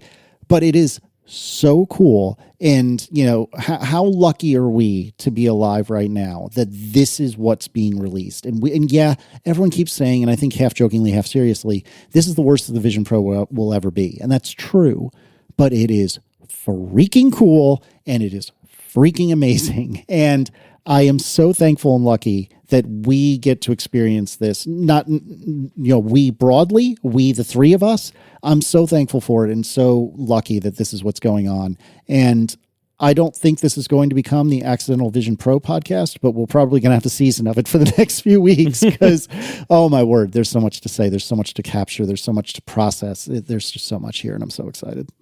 You put it very well because there's so much on this platform. We still haven't talked really that much about pretty large areas of it. I still haven't really tried any games.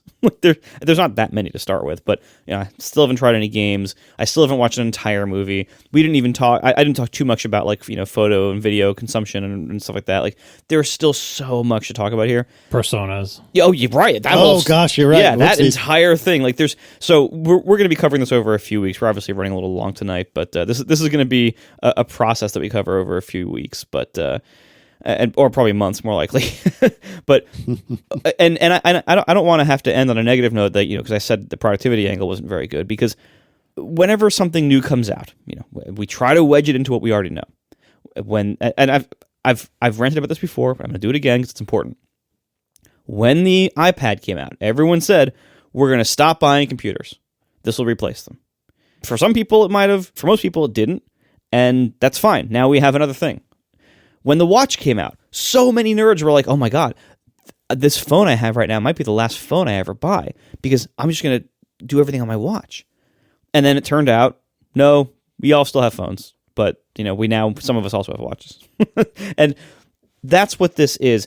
When this was, announced but not yet out, and we were all trying to make plans of how we're going to rationalize purchasing this device by saying, we're going to get all of our work done on this. We're never going to have to buy a big Mac again or whatever.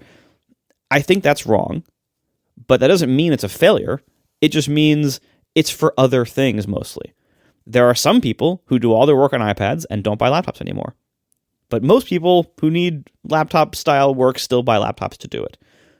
There are people who are going to be able to do all their productivity work with the Vision Pro. But I think most people with productivity work are going to choose to do on other things instead. But the Vision Pro can do a whole lot of stuff really, really well in different areas. That, I think, is extremely exciting. Again, even if I could just be transported to those environments and just sit for a few minutes, that's amazing. It's like the iPad. Like we were saying, the iPad has to be better at some things, and one of the things the iPad is better at is sitting on your couch and casually scrolling the web. You could do that on the laptop, but the iPad does that job in a more pleasing way.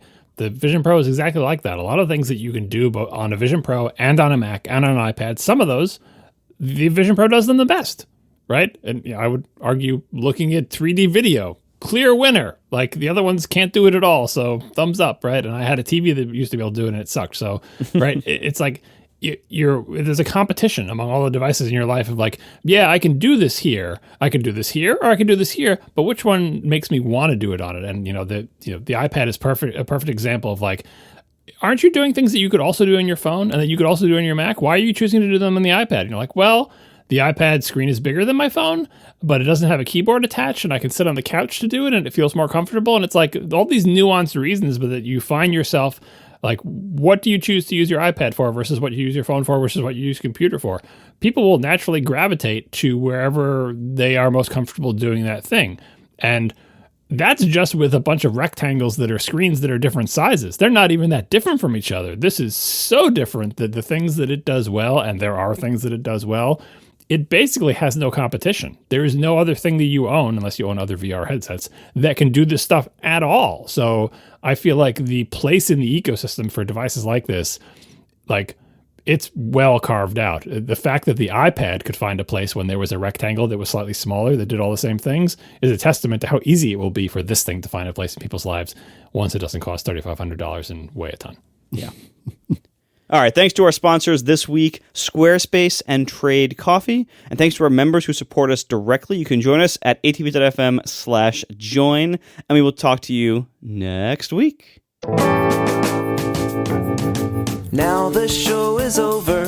They didn't even mean to begin, 'cause it was accidental. Oh, it was accidental. John didn't do any research. Marco and Casey wouldn't let him, 'cause it was accidental. Oh, it was accidental. And you can find the show notes at atp.fm. And if you're into Twitter, you can follow them at CASEYLISS. So that's Casey Liss, MARCOARMENT, Marco Arment, SIRAC, USA Syracuse. It's accidental. They didn't mean to. Accidental. Tech podcast so long. I got to hear a train story. What was it like using this on a train with people who could maybe see you? So on the way up, I was in business class, as we discussed in the bootleg and may or may not have discussed on the release version of the show. And there were not a ton of, there weren't a lot of people on the train anyway, but there weren't a ton of people. And my understanding before I went on the journey was that it is the travel mode or whatever. I don't forget exactly what it's officially called. I think that's what it's called.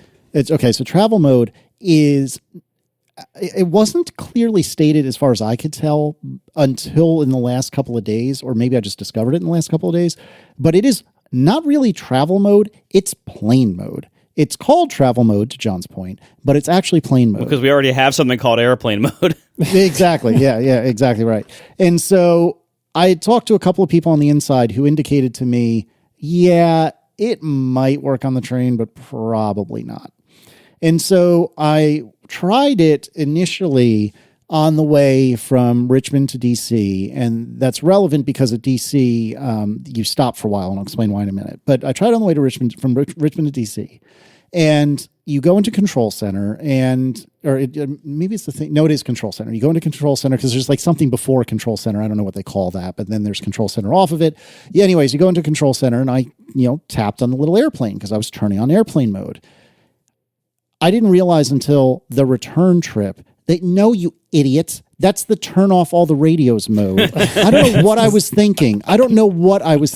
But, Were you looking for travel mode, or was it in your brain, I'm looking for plane mode? I think it's because it was in my brain. I knew that I didn't want to turn off the radios. I don't want the traditional definition of airplane mode, but because I was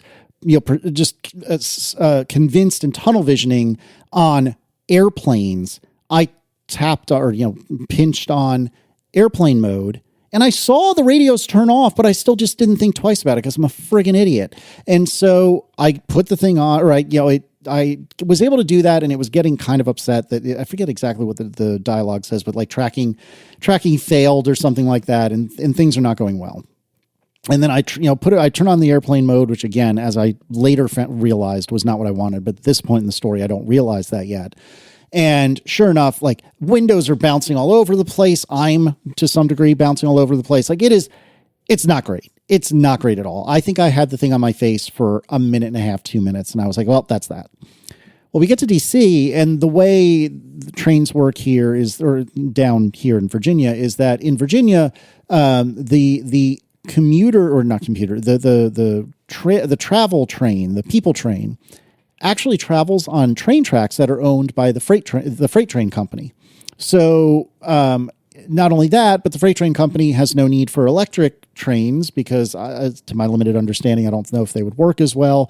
If I'm wrong, it doesn't matter. One way or another, there's a diesel locomotive pulling the Amtrak train south of Washington, D.C. And then when you're in D.C., you stop for like half an hour. Well, they literally switch locomotives from diesel to electric. I knew this going into it. I knew it before my trip to Marco. It's all fine. It's no big deal. Well, once we get to DC, we're stationary. So I'm like, oh, hell yeah. I'm going to turn on, a movie, and I start, Wakanda Forever, and we're there for 20, 30 minutes, and we go to take off. And again, I think that I have travel mode on. I don't, but I think I do.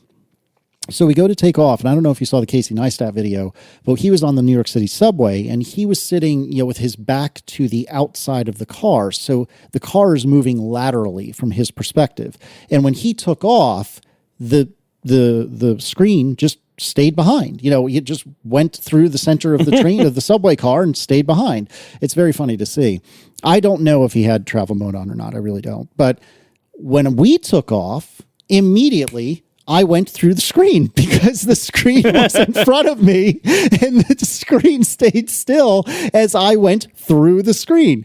It was hilarious. And you could have turned around and looked at the back of it, which would have, I guess, been entirely white because they don't show the river. It would have been entirely white, yeah. But immediately I took the Vision Pro off and I was like, well, that's that. And I was really disappointed because I really wanted to be able to use this thing on the train. In no small part because I had 6.5 hours to do something, and it would have been great to watch a movie or do whatever. And outside of the time that they're switching locomotives, there's AC outlets right at the seat. So I have infinite battery power for all intents and purposes. I was really genuinely kind of bummed about it. On the way back today, I was doing the same thing, and I'm like, let me try it again just to see. And I did this, I forget when it was. I don't recall if I did it in DC or sometime before, but one way or another, I decided, all right, I'm going to try it again. And I look at Control Center and I'm like, wait, what the hell is this, like goggles with like other like ray or like goggle ripples off of it? And I tap that and it says, oh, travel mode enabled. Son of a gun. I screwed this up. I didn't even realize. So this whole time on the way up, I probably could have been using the Vision Pro, but I didn't, and because I thought I couldn't because it was janky as hell. Well, the reason it was janky as hell is because I'm an idiot. So it was not perfect. Things were dancing about a bit. Like John, you had said early on in your review that the home screen was just locked into place. And I completely agree with you. Things were not locked into place as this train was jostling, and rumbling down the track. And I don't think it was bad at all. In fact, it worked better than I thought. But at that point, I realized, well, holy smokes, I can use this thing for the remaining, 2 to 3 hours of the train ride or whatever the heck it was. And so I was very happy about that. But I really was bummed and remain bummed that, I couldn't use it the rest of the time. But to get back to your question, I didn't, I think one person walked by and gave me like a double take. But other than that, nobody seemed to give a crap. And I was very surprised because I expected everyone who walked by was going to be like, what is this idiot doing? Look at this guy with his fancy goggles. Wasn't he cool? Nobody cared. I don't think a lot of people noticed, but nobody cared. And I was very surprised by that. It actually made me feel a lot better about the idea of using it anywhere. Am I going to go to Wegmans where it's just like a cafeteria area and sit there and use it? Maybe eventually, but not today and not tomorrow. But I genuinely think the way I'm going to ease myself into this is, renting, or I keep saying renting, reserving because it's free. Reserve a room at the library and probably face the wall because I don't want to call that much attention to myself. But that's a way I can ease into it. And I really think this will be a very powerful tool for me to use anywhere other than home that I want to get work done. But it was a truly hilarious moment watching the screen go through my body as we took off from DC northbound. I couldn't help but laugh when that happened. It was very, very funny. All right, John, how long do you think it takes Casey to use it at Wegmans? I say 1 week. Yeah, so I'm of two minds. I think he'll get over the embarrassment quickly, but I'm wondering if he will tire of its utility in the same way that you kind of have for productivity tasks. Yeah, so that's fair. That's the conflict. But yeah, I feel like not a lot of people are going to have these for a while, but like I think as you said on the train, fewer people care what you're doing than you think. Right, yeah. Like in general, have nothing to do with Vision Pro, just like whatever.